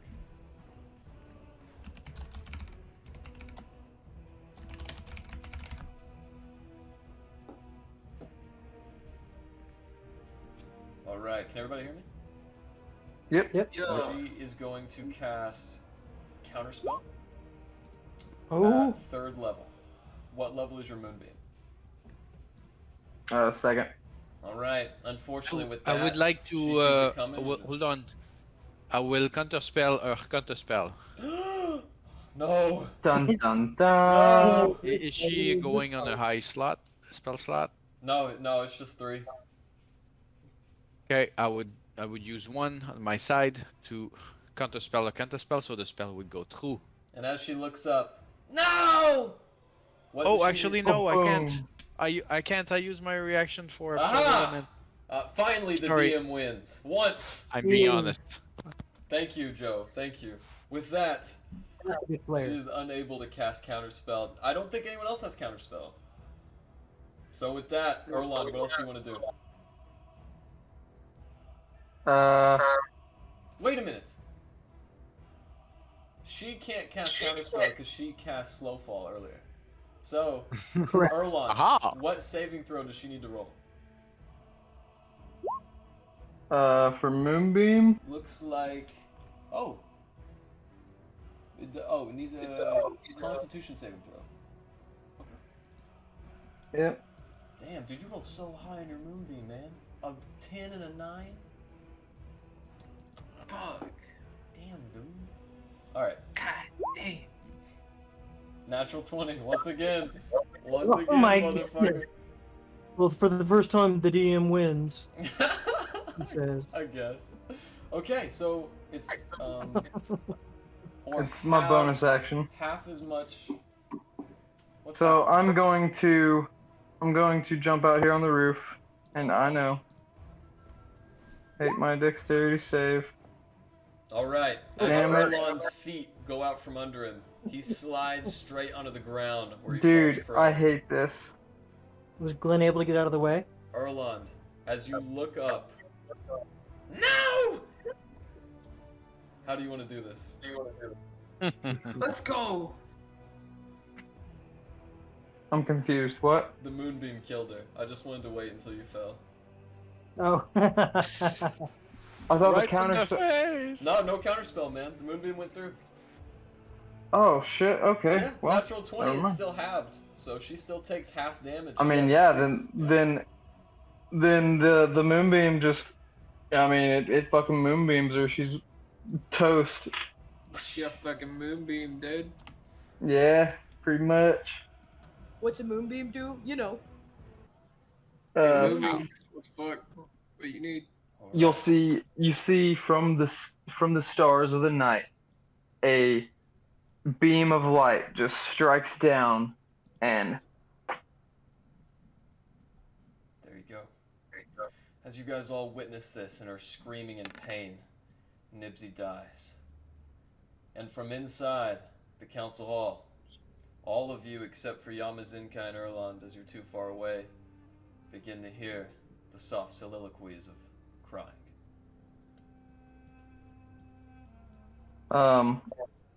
Erlond is going to stand up and ask Glenn for a hand, and I'll make if Glenn's willing, I'll make an acrobatics check to try and run up and grab Glenn's hand to get back up. Oh, absolutely, I'm willing. Alright. Come on. Oh my Hey, god. can somebody help me out of this corner? Dude. Please. As he bends down and you say that, Rez, you witness as Erlond grabs Glenn with both of his hands, and then both of them fall off. Oh. Glenn, I so jump you on take- both of them. Oh, really? I use them to cushion my landing. Glenn, with Rez on top of you and tumbling over Erlond, you take 2 points of bludgeoning damage. Okay, that's fair. So who's on? How many people are with me now? Like now, Rez is on top of me. Okay. Erlond's just gonna try and find the God, you're door and surprisingly go back dense, in. Glenn. As you guys and your surprisingly dense dwarvish ally make it back into the council hall, you guys walk up the stairs where you are met with Alistair, Erlond Elkhart, Sherrif Southwell, Speaker Trovis, and 2 corpses. As Sherrif Southwell is crying over the death of Duvessa, Erlond Elkhart straightens his jacket. I am not sure what you are trying, Sheriff, but if you think this a little assassination plot is enough to kill the likes of me, you are sorely mistaken. Whoa, whoa, whoa! Are we blaming Sheriff Southwell for this one? No one will blame him. I am not sure who to blame. All I know is that this little alliance is finished. As you're Well, maybe the woman who cast a spell that killed 2 men. And then ran away. We did. Yeah, why don't you blame just kill her? the assassin. Yeah, would you Not like us. I blame Who's no saying one. this? Erlond Elkhart, the chief of the Elk tribe. As he looks over, I blame no one, except myself, for being foolish enough to walk back into a city.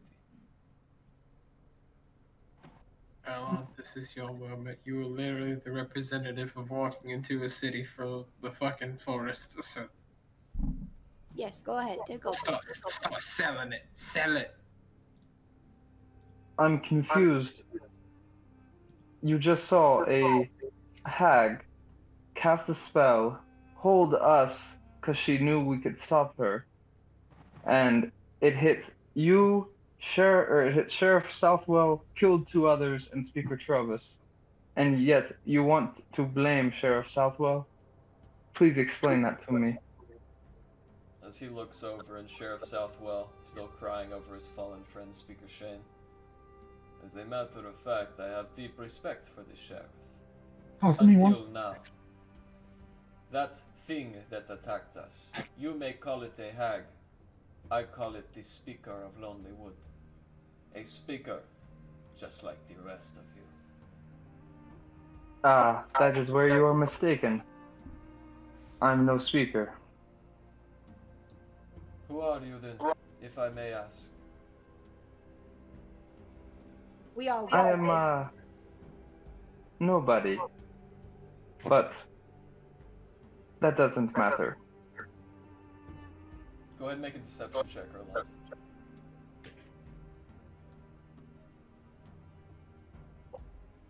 Oh man, my deception's really bad. I don't know why, but I can't open my character Oh sheet. my, oh dude, are you guys like what?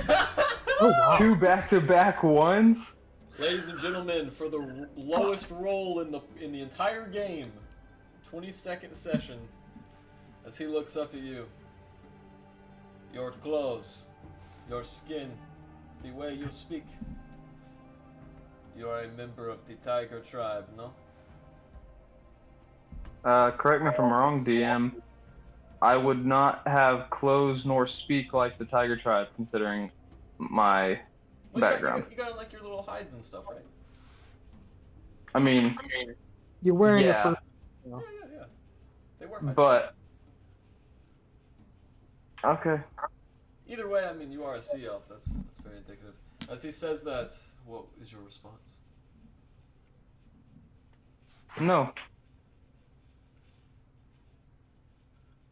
Fair enough. Yep. Go ahead. Fair enough.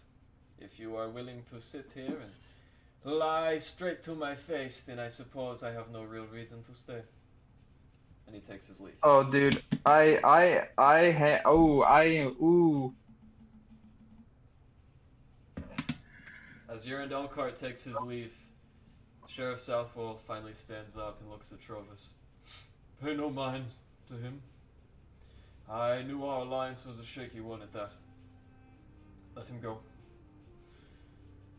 Did you? I'm gonna cast Healing Word really fast on Erlond.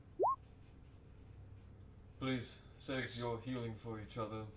Trovis and I will recuperate in good time. Did you find Nibsy? Sheriff, if I may. Please. If you have any way of... If you have any diamonds nearby, there is a way I can help your friend. I do not. Go ahead and cast Gentle Repose on him.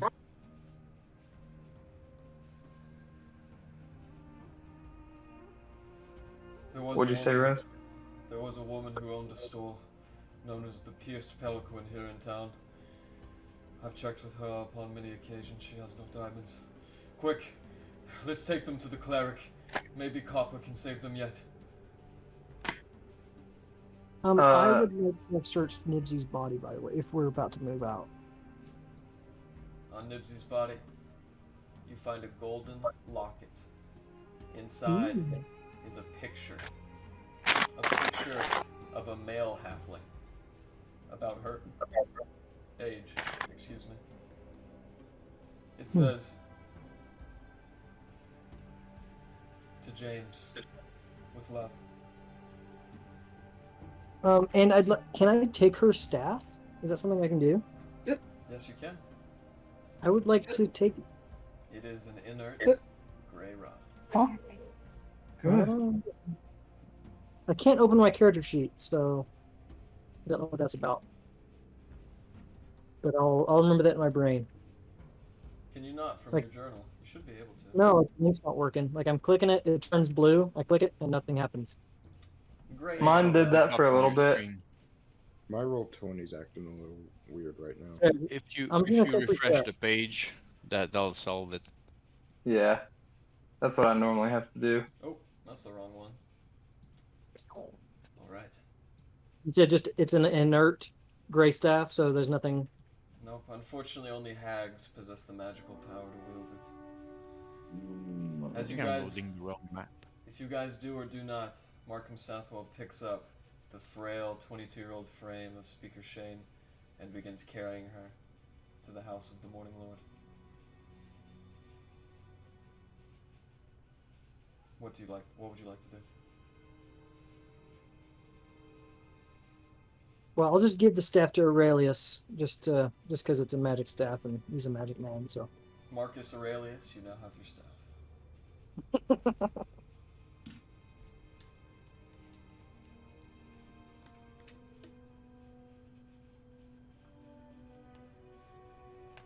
Do you guys choose to follow Markham Southwell? Yeah, what? I definitely will. Inevitably, you guys make it to the house of the Morning Lord with him. As he breaks in through the door, you guys see the bright light of the gilded tree as it hits you in the eyes like headlights of a car.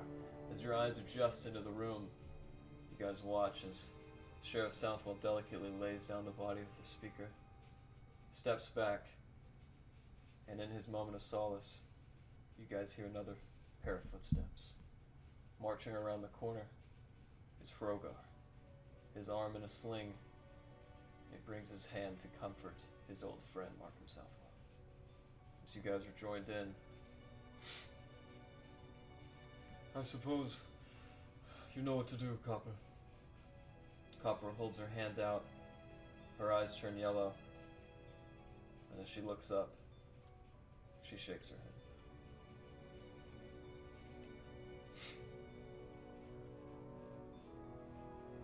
I'll be in my quarters. And Markham Southwell goes.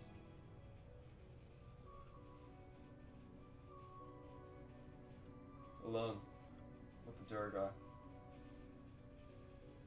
I have seen too many of my friends die. Too much loss. I am almost numb to it now.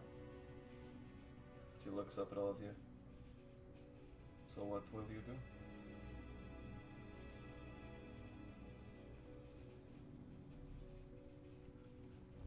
Well, I think Well, I think Lonely Wood is a very fucking weird place. More reasons to check it out. well, I think another priority should be taking out the Durga King. Revenge! What do you know of this king? Well, you know, we interrogated that one Durga, and he told us about the location of that one guy. The Durga, one such as me that you interrogated. Do you remember his name? Did he tell us his name? He did. Oh, someone took my tongue. Ah, Does anybody have their notes with them? Intelligence My save. notes are upstairs and they probably have it on it. As he looks up, it does not matter much. I can tell you all you would like to know about this king. He is my father. Oh, that's a pretty big development. That is a very interesting way to put it. You see, I have moved far from home, out to the lands of adventuring with the blades, only to come back here. Now then, if you do wish to kill my father, you have my blessing.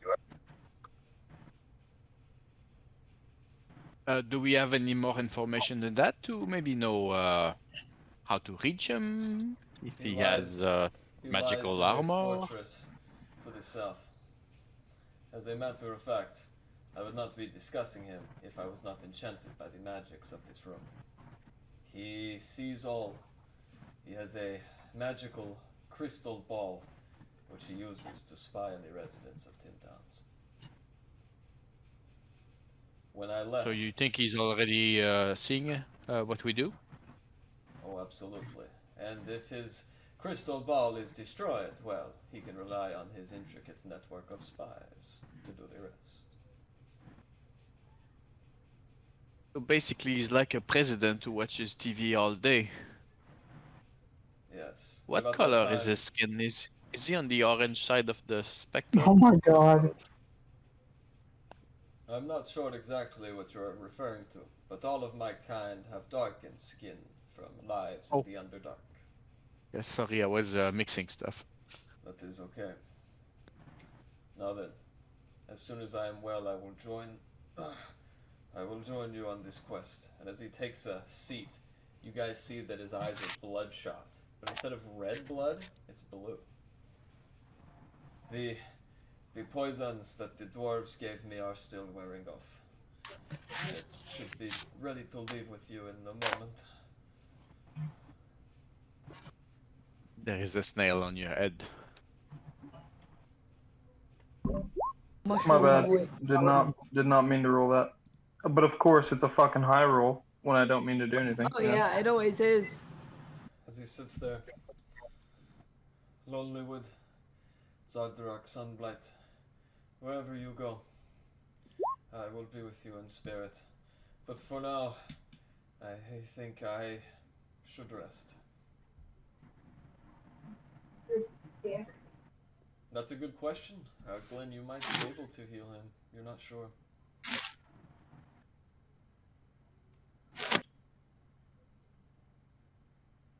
I'll give it a shot. Let's see, what do I have? I got Cure Wounds on me. All right. As you go. Oh wait, hold up. You know what? Yes, actually, yes. I would like to use exactly 5 points of lay on hands. Okay. Yeah, with that, he looks up and his wounds heal. He takes off the cast, but you see in his veins, the vasculature of his legs where his white robe exposes. You guys can all see this blue poison still coursing somewhat. Thank you, Glyn. The dwarf's bane is a mighty ailment. I am lucky to have survived this long. As he strokes his white, singy beard that is glowing red on the end, he looks up. Last I remembered, my father was working on something. Like you, Larry, he is a tinkerer. However, he is a genius, one that vicious and cunning are his devices. I don't think you should go until I am healed, but I understand if you wish to leave without me.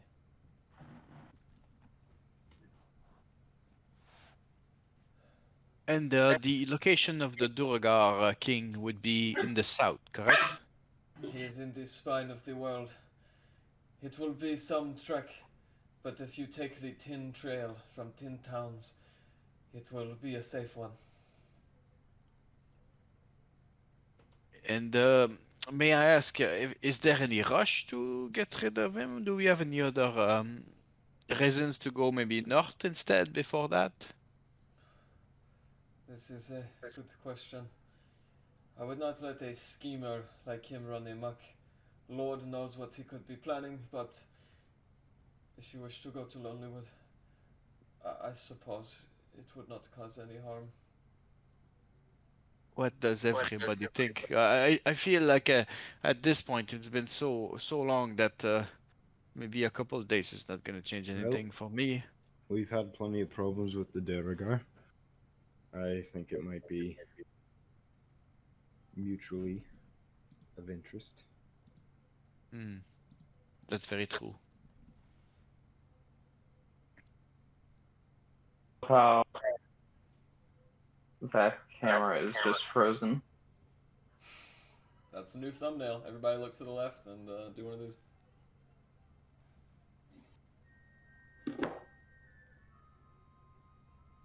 No, that's good. That's good. Joe's is great. All right. With that, let's all take our bathroom break. Woo! All right. Now that we're back after that kerfuffle, what would you guys like to do? So, Sherrif wanted us to go where? Sherrif Southwell wanted you guys to protect Tin Towns in case of an attack, to wait on standby. However, with the idea of Sunblight risen, he did mention that he wanted the Durgar threat to be taken care of as fast as possible. Yes, but Hrogar also wants us to wait until he's better to to Right. storm the castle. And I Yeah, but if honestly we wait think, and take hey, him, he's gonna if we're die. gonna, I know, but if we're gonna attack this dude's dad, I feel like we owe it to the dude to like have a cinematic death. Yeah, he deserves a good death. Also, it kind of is up to you, Alistair. You're the only one in our party that I think can reliably look at invisible dudes. Yeah.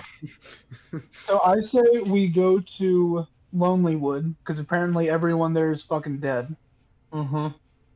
I say we go there and wait like maybe a week for Hrogar to get better, and then we come back, get Hrogar, and then we storm the keep. Because I say we can't. I don't think we should storm the keep without him. I would love to find some dragon scales for my armor. I don't like how easy it is for me to be hit right now. I mean, I have a trick for that. Yes, you have backup. Hmm?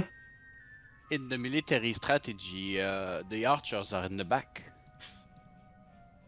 You know, Yeah, your you spear, should stay with me. I stay in your spear is a back very with good me. walking stick, but it doesn't do any damage, really. It puts you in danger. I honestly think we should go to this place without the dude's son, because I think there might be a conflict of interest. I think If we the ought dad to. maybe talks the son into not killing him. You know, I think we ought to go to the fortress and just end all this. We've been dealing with the Durgar forever. because like, Fucking yeah, end it. yeah. Kind of casually though. Like I know we almost died on at least one front with the Durga, but like Yeah, I'd like to have someone on our side with that fight. they've never been like, oh man, we gotta take care of the Durga. It's usually like someone goes like, man, these Durga sure are a problem, and we go like, oh, we'll look at it. You know what I mean? Yeah. So My the vote is still for the alternative. fortress. My vote's for the fortress. One vote. I for vote Fortress. Lonelywood. One vote for Lonelywood. I vote Fortress. I vote Lonelywood. Holy shit. Lonelywood. Oh my god, Lonelywood, Morales. You guys are tearing me apart with choice of morality to save the greater number of lives and my own moral, personal Sorry, choice. Captain. I vote Lonelywood. I mean, it's I'll a go where there's the fortress. greater chance of testing our skill. That sounds like a vote. Then just shut up then. I don't. I feel Okay. by my calculations, the more we are, the better off we are. So maybe the Durgar could help us. So if my calculations, and I take my emotions out of it, I feel like waiting for him to get better would help. So we could go to Lonelywood, I would say. Alright. That's 3 votes for the fortress and 4 votes for Lonelywood.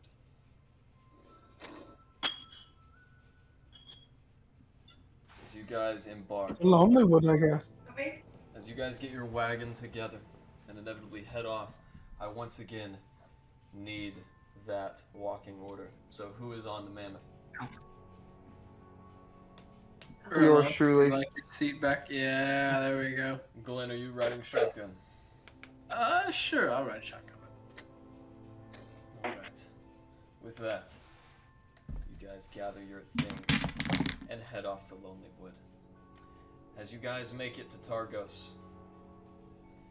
you discover a ghost town in its wake. Amongst the dead and debris, you guys spot 2 dwarves in the town center. Oh, give me that! As he pulls a dead trout, uncooked and raw, from the grasp of the other man, he produces a crossbow and kills him. As the man's body twitches in rigor mortis, the dwarf shoves the trout behind his back and begins walking back to a nearby house. As he opens the door and shuts it, you guys see all throughout Targos littered bodies, sick people, dead Durgar in tow. And Alistair, as you and the crew swing by through the town just to pass through, you and Glenn see something in the mare. A massive, red-scaled behemoth.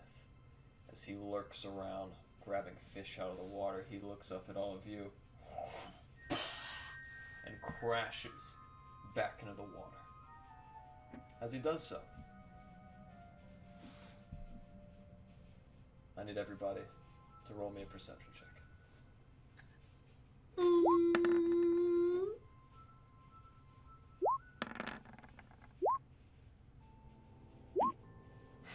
I like how Larry's natural 20 perception is still only 19.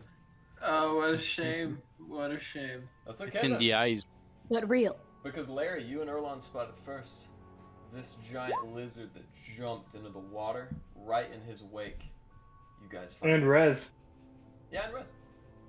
That lizard who jumped off.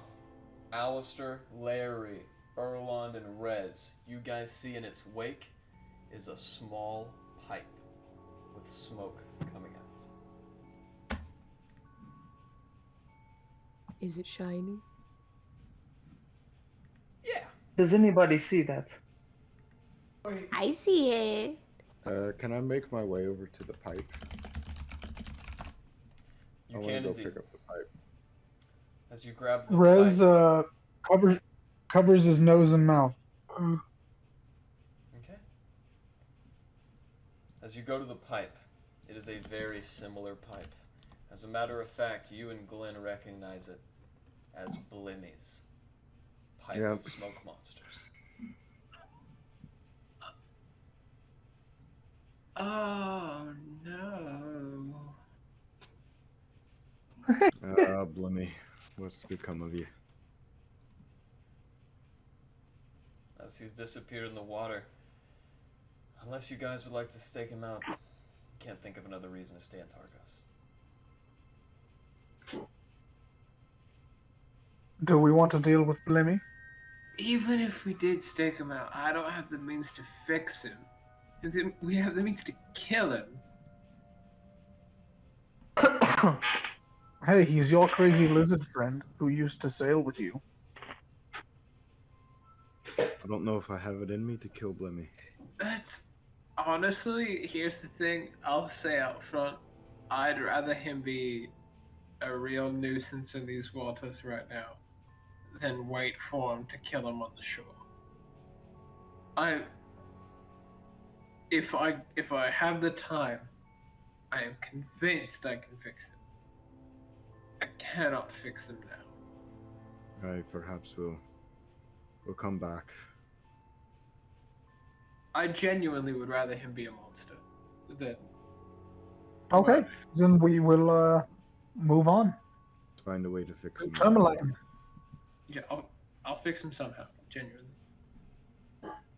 As you guys head to Tourmaline, it would be wise to take another long rest, as it is another 9-hour journey from Targos. Let's to go. Let's do it.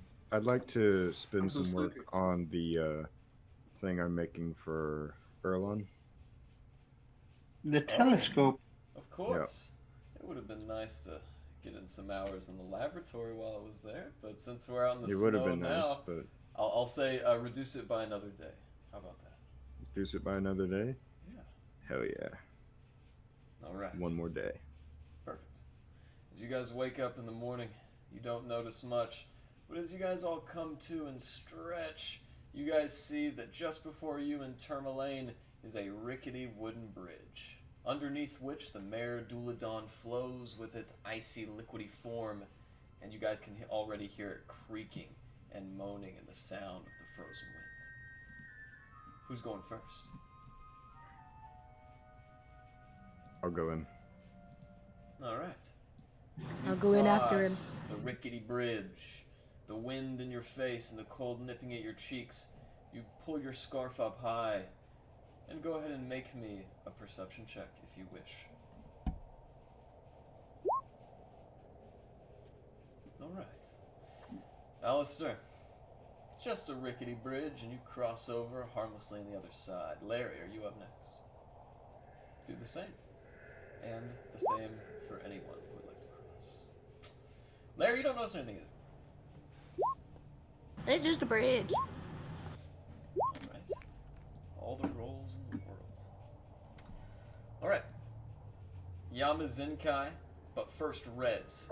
Rez, as you cross, you're staring down at the ground to shield your face from the oncoming cold wind. And as you look down at the ground, Rez, you can see through a cork hole in the wood an eye looking up at you from underneath the bridge. Hmm? It closes, and darkness assaults the spot.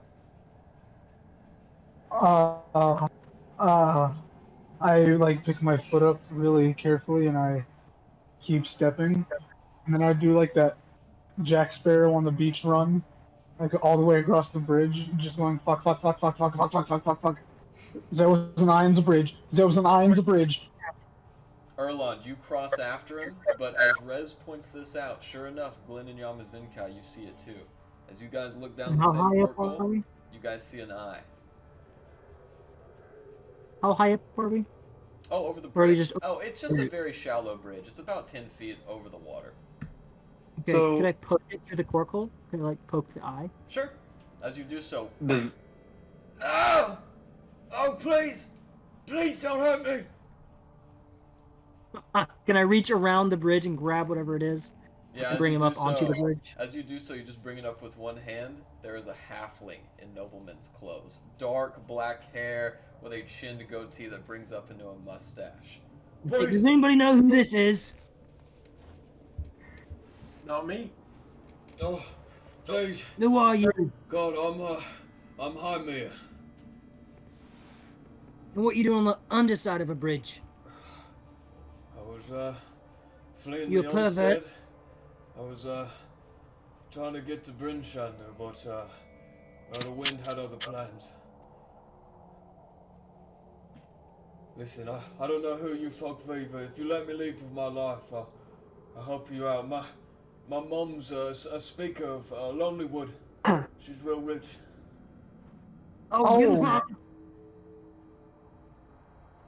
Oh, the mother is the speaker of Lonelywood now. Yeah, what's left of it anyways? What's left of her? I'm asking for a monetary reward for saving his life off the bridge right now. I'm holding my hand out. Wow. Sorry. Yeah, so I'm still having him up by his collar, and I'm like, maybe a monetary reward for now for saving you off the bridge. All right, thank you. What are you folks doing up this way, if I may ask? You may not. All right, well, if you are going to Lonelywood, you should just quit now and head back to Bryn Shander with me if you're smart. Well, I say, how well do you know your mom? Very well. Just. As well as most moms, I would say. This is a problem. Is she? Do you think she has good intentions for all the people of all of 10 towns? And now one insight is reply. I think that my mom definitely changed after the rhyme. And once the town fell, she tended to the dead in a peculiar way. Saved a lot of them. Some weren't so lucky. And you agree with her actions? Of course. When the rhyme And you started, she was support- the only speaker who refused to sacrifice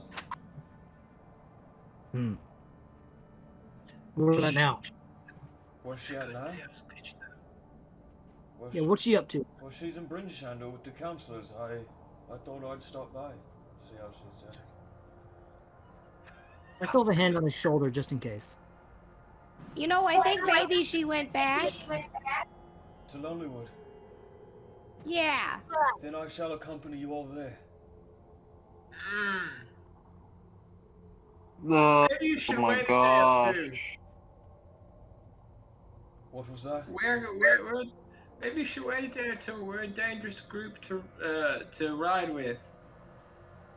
All right. I just look at whoever's near me, so Glenn is near me. It's like, you know, we could just get rid of this problem now if it just happens to be a problem. As I look down to the water below. Aurelas, you know everything he is saying seems to be truthful. As he looks up at you. All right. enjoy Lonelywood. Just if you do go there, keep your wits about you, and if you don't mind, check up on my pops for me. Oh God, what's his name? James.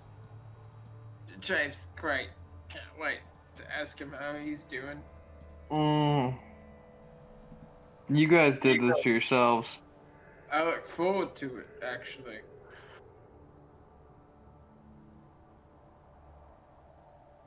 Well, anyways, thank you for not killing me.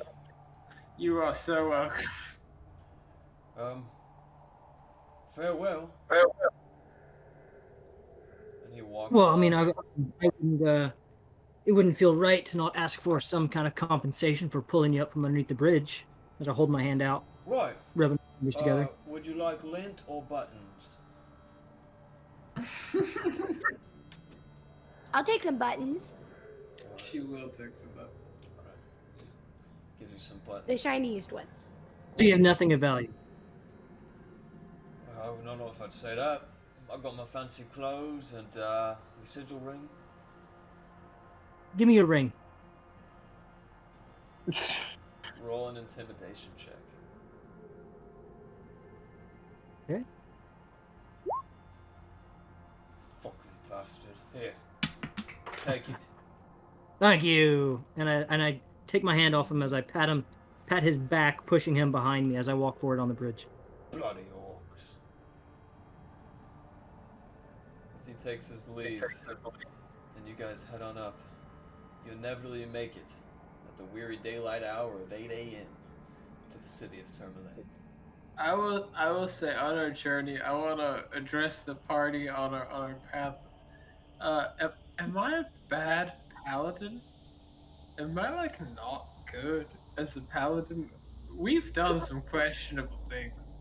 Well, you don't pray very often. I must say, my comprehension of paladins you with were the there. maybe. I will say I've done quite a few vocal. Yeah, I will say though that I'm not even a paladin or a cleric of sorts, and I pray every night. So. Shit. As you guys, Shame. As you guys arrive at the wall to Tourmaline having this conversation, you see that the portcullis is raised, and there are guards at the top. Inevitably, when you guys get there, you guys wait for an hour before anyone comes to the battlement. Inevitably, a dwarf leans over. Alright, who are you lot then? What house is the ring attached to? Sorry. What was that? What was the name of the signet ring? So like the man's last name. It's a signet ring. Yes, it is House Silverplum. On the label, you see 4 names: Erlond, Hymir, Nibsy, and James. Erlond. Yeah, Erlond, not Erlond, but Erlond. Ah. Oh. Erlond's a different guy. Got it. Guy. Got it. As you guys arrive now at the wall to Tourmaline, a dwarf heads over. Alright, who are you lot then? Well, that's a bit The of shiny blades of the wavy moon. Wavy Navy somewhere in there, I think. I don't remember. We are sent by the blades of the axe by Sherrif Southwell. We are peaceful. Wavy Navy, I don't know. We're just a few bastards. A few Oh, bastards. you bastards. Alright, I'll write that down. A few bastards. If you really watched it by the sheriff, I suppose you won't mind waiting here a little bit to speak to the town speaker. Well, we'd actually like to get around town a bit, check it out, see if there's anything we can do to help. Town's closed for the moment, but since you're on official business, I'll see what I can do. Wait here. Appreciate You know, it. Alistair, it's messed up that you said a few bastards and it went over so well with that guy, because I did call ourselves a murder of drunkards once or twice, and I thought that was pretty cool. And I feel like that levels out. I think it's messed up that you could just say a few bastards and it goes over so well. quite frankly. I was just Inevitably, going with the honest approach. inevitably, Fair. you guys see a man with a very lovely and eloquent top hat. As he puts his tuxedoed tails behind his hips and pulls out a gold stopwatch, he flicks it back. As he takes off his top hat, you guys see beneath tusks and deep orangish red skin. Well, hello there, group of bastards. I am Matthew, the Speaker of Termalaine. So, what brings you to my fair village? I look at somebody next to me. Why wouldn't we have to meet of the speakers? I'll say that to him. It's like, so you're a speaker. I wasn't invited. What was that? I wasn't invited. What was that? Perhaps it is because I'm new. Perhaps it is because I'm inexperienced. Or maybe it might be because I am an orc. I mean, not to, say race was the factor, but we did go there with a pretty new speaker. I mean, only a few days new. He pushes his hands into his hat, flattening it out with fury, and then he puts it back on. I'll be down in a second. As the windlass is pulled and the door opens, you guys can see now many hundreds of feet inland what is the beginning of this map. Starting with the town hall and the gym mine to the northeast. As you guys come in with your cart, it is now 10 a.m. after all the waiting. A procession of human guards stand foot and stalwart as the half-orcan man, Speaker Massey, walks in. Right. Now, how long will you be staying here? Oh, long enough to get some business done. We're kind of looking about the place, seeing if we can help with anything. Alright. If you see any Durgar, report directly to the town hall. If not... Aye, we're experts on hunting Durgar. We shall see. As he takes his leave, heading on back to this town hall, you guys are free to do as you wish. I'm starting to think he wasn't invited because he's a bit shite. He seems a bit grumpy, but maybe she liked him better. Maybe he's a bit crooked. Or maybe I might be racist. Am I racist? I don't mean to be.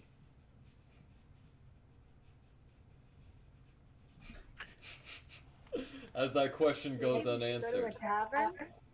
you guys my do God. inevitably find a small, quaint village. Above it is a huge porcelain clamp.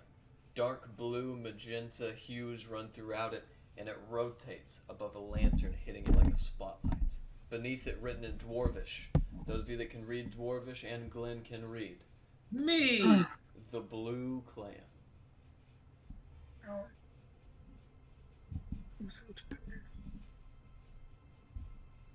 Well, Oh my god. shall we go in? I think Rez is gonna be happy to discover that. Oh. A tavern. Finally. As It's you been guys so long. As you guys walk into this tavern, you do so just in time to catch some plates swirling around. As they meet the table in front of them, a half-orc prods his wife, and they dig in. In the center, you guys see a human. Black hair on the top, shaven from the sides, dark, tanned skin, as he looks up with a leather vest. Oh, why, hello there. Welcome to the Blue Clan. I am Makona. I am here to meet your every desire.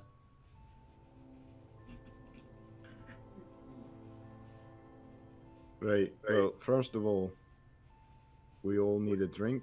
Except for this one down here, I'm going to point at Rez. He's recovering, so if you do us a great favor and just cut him off for the night, that'd be sweet. That is not true. You He's shall in bring denial. me. It is true, it is. He's in You denial. shall bring me what you bring them. Raging alcoholic, accidentally ate his siblings. Alright. I hand her 2 gold, and I say, bring me what you bring them. It is a man. He does have like a little bitty I hand it goatee. to him. And as he looks up, hey, you got it. As he turns back around, you see on the back of his leather vest a giant illustration of a harp. As he bends down and gets everybody's drink orders, bringing it back to the table. It'll be a little bit longer. Oh, and by the way, do you guys want some honeydew? Just got my first shipment from Goodmeade. Indeed, I would love Very some. much, I would like some. All right, a pint around, and that one's on the house. As he serves you all, go ahead. I'm so excited. Sorry, no, you go ahead. As he serves all of you your drinks and goes back to polishing a glass, he puts his elbow on the table. So, what's a sexy Goliath like you doing in a place like this? Rory a Goliath. Ha, every inch of you by the looks of things. And what about your friends? What's with the long faces, huh?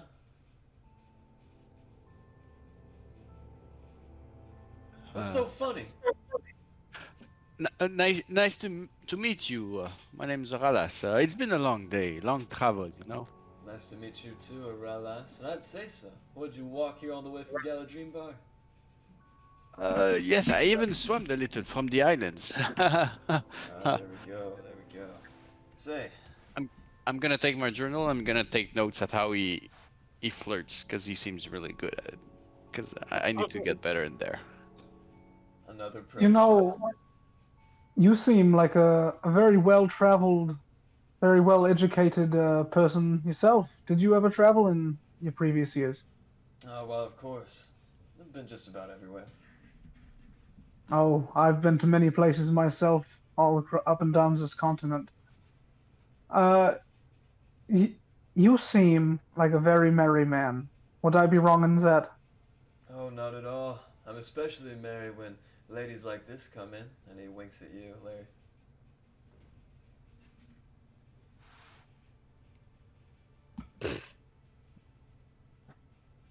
And I'll just sit back and let that comment stew. As he sits around. As a matter of fact, would you guys like to see why he calls me the amazing Akona? Yes. Absolutely. Alright. As he brings out a lute from under the table, stuck on a rack, he begins to play a lovely song. Oh, it was a fine and a pleasant day. Out of blue Clem Harbor I went faring. As he continues to sing that song, he brings it to its end, and you all gain 3 temporary hit points. Ooh. I might just be the best song master I've ever heard. Okay, well, let's not push it. Hey, you kind of look like a bard too. You got some skill? Oh, you know, I've picked up a few songs in my travels. Right. You wouldn't happen. Would you like to hear something from Avaloft? Avaloft, huh? Never heard of it. You've never been that far, that direction? No. Oh, well, I assure you it's beautiful. Here, let me play you a little song from the mainland. What is that, a town in Ferrodin or something? It's another continent. Pretty far away. Another continent? Far out, man. Yeah, let me play you something. And I will start playing a tune that Tribulate taught me. As you guys hear this song, which is not played by Rez very often, it's somber and beautiful. Oh. Just as Rez brings it to a crescendo, what instrument are we using to play? I'd say it'd be on my pan flute, because the pan flute is the first thing I learned how to play. The last note, you guys have never heard this before, breaks into a screechy, eerie sound. As Okona rings his ears. Yeah, you know, I offer lessons. Aye, he could use him. He got beat by a fish. I did not get beat by a fish, and I start fucking with my pan flute, trying to figure out what the hell just happened. Just remember, it's all about the feeling. Don't worry so much about the notes. Oh, I know what's about the feeling. You should see what I can do with a dagger and this pan flute. And I start just still fucking with it. Right. You know, I had a. Oh, anyone else hear that? Yeah. All right. Your mic it has a feedback loop for some reason. I'm gonna try to unmute you and see if it fixed. Try to unmute yourself, Eric. Am I good? Yes. As everyone looks around, you know, I met a fellow once. He taught me everything I know about the instruments that I play. If you head on up to Lonelywood, you might find him up there. What was the name of this man? He didn't really tell me. And I've talked to a few other people. We call him the Man in the Woods. He's quite the effervescent kind of I guy. must find this man in the woods if he's as great a player as you, even better than you. Yeah, Then I'd be honored to meet him. I can't even believe you're taking me seriously. Most people I met didn't believe me when I said that I found some guy dressed like a jester and he taught me this, but it is true. Wait, you said he was dressed as a jester? Yeah, or maybe like a minstrel, maybe. Well, Lonelywood, I turn to my party, I'm kind of rubbing my hands together, and then I take a fat drink and I say, Lonelywood just got a lot more interesting, didn't it? Yeah, but... This isn't Lonelywood. You want to stay out of the village. I would just go to the woods. The village, it's overrun with dead. Thank you for the tip. Actually, thank you very much. We shall avoid the actual town itself. Yeah, I can't believe I didn't mention it sooner. Some guy came in here earlier and told me all about it. Halfling, actually.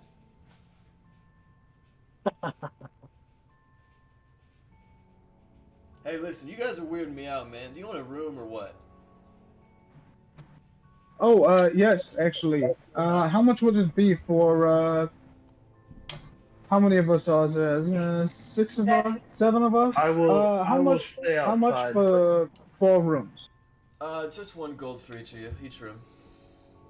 Okay, so I will give you 10 gold. Alright, thank you. Thank you. I'll make sure to keep the notes flowing, and when you guys leave, I'll even play you out. Oh, thank you very much. Erlond, Manny, and Tiger are just gonna be right outside and curled up, and Erlond's gonna be meditating. Alright. You guys go to sleep, and inevitably, as the night comes to you, you come awake. But not the normal... Can I just add one thing real quick? You can, but just I'm not gonna end the session Okay. just yet. As you guys come awake, a sensation overwhelms you. Erlond and then Aralas first, as they're the first to awake.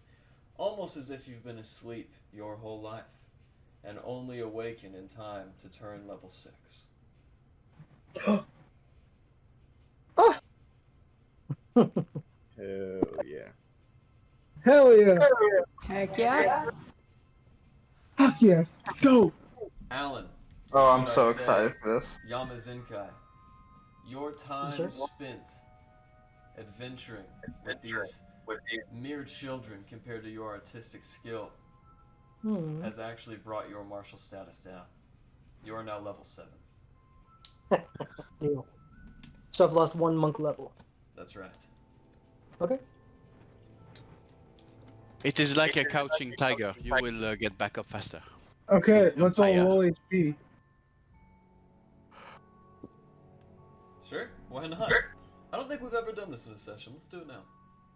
Is it just the hit die? I can't believe sir. that you're hanging out with dudes who are so shitty that you just lost a level of monk. Woo! If you want to know the truth, the level 8 was a mistake that we're fixing now. It was actually. Are we rolling for our HP right now? Rolling. You don't have to. Here's the answer. You don't have to, but it... I would love to. Okay, go ahead. I haven't actually lost anything though. I'm scared on your behalf, by the way. I'm really concerned. Right? Yeah. So do I roll a hit dice and subtract it from my health? No, just keep your HP. I remember we talked about your HP specifically. You can keep it. Okay, good deal. Yeah, because there's that thing. Remember that thing I can't talk about? Alright. Larry, Rez, Erlond, you know the drill. And since you guys are at full HP, it's just going to be added on your max. Okay, I'm rolling now. 1d10 plus 3. Alright. I feel like maybe Zach will not roll. I think he wants to wait. Ah, fuck me again. Dude, wait. Roll. That was your highest roll, wasn't it? More or less, yeah. I'm gonna fucking dip Barbarian. No. Just take the tough feat at level 8. Yeah. Oh, I get 2 spells from any class. Oh, this is great. Aced. And what else? It's not my best roll, but I'll take it.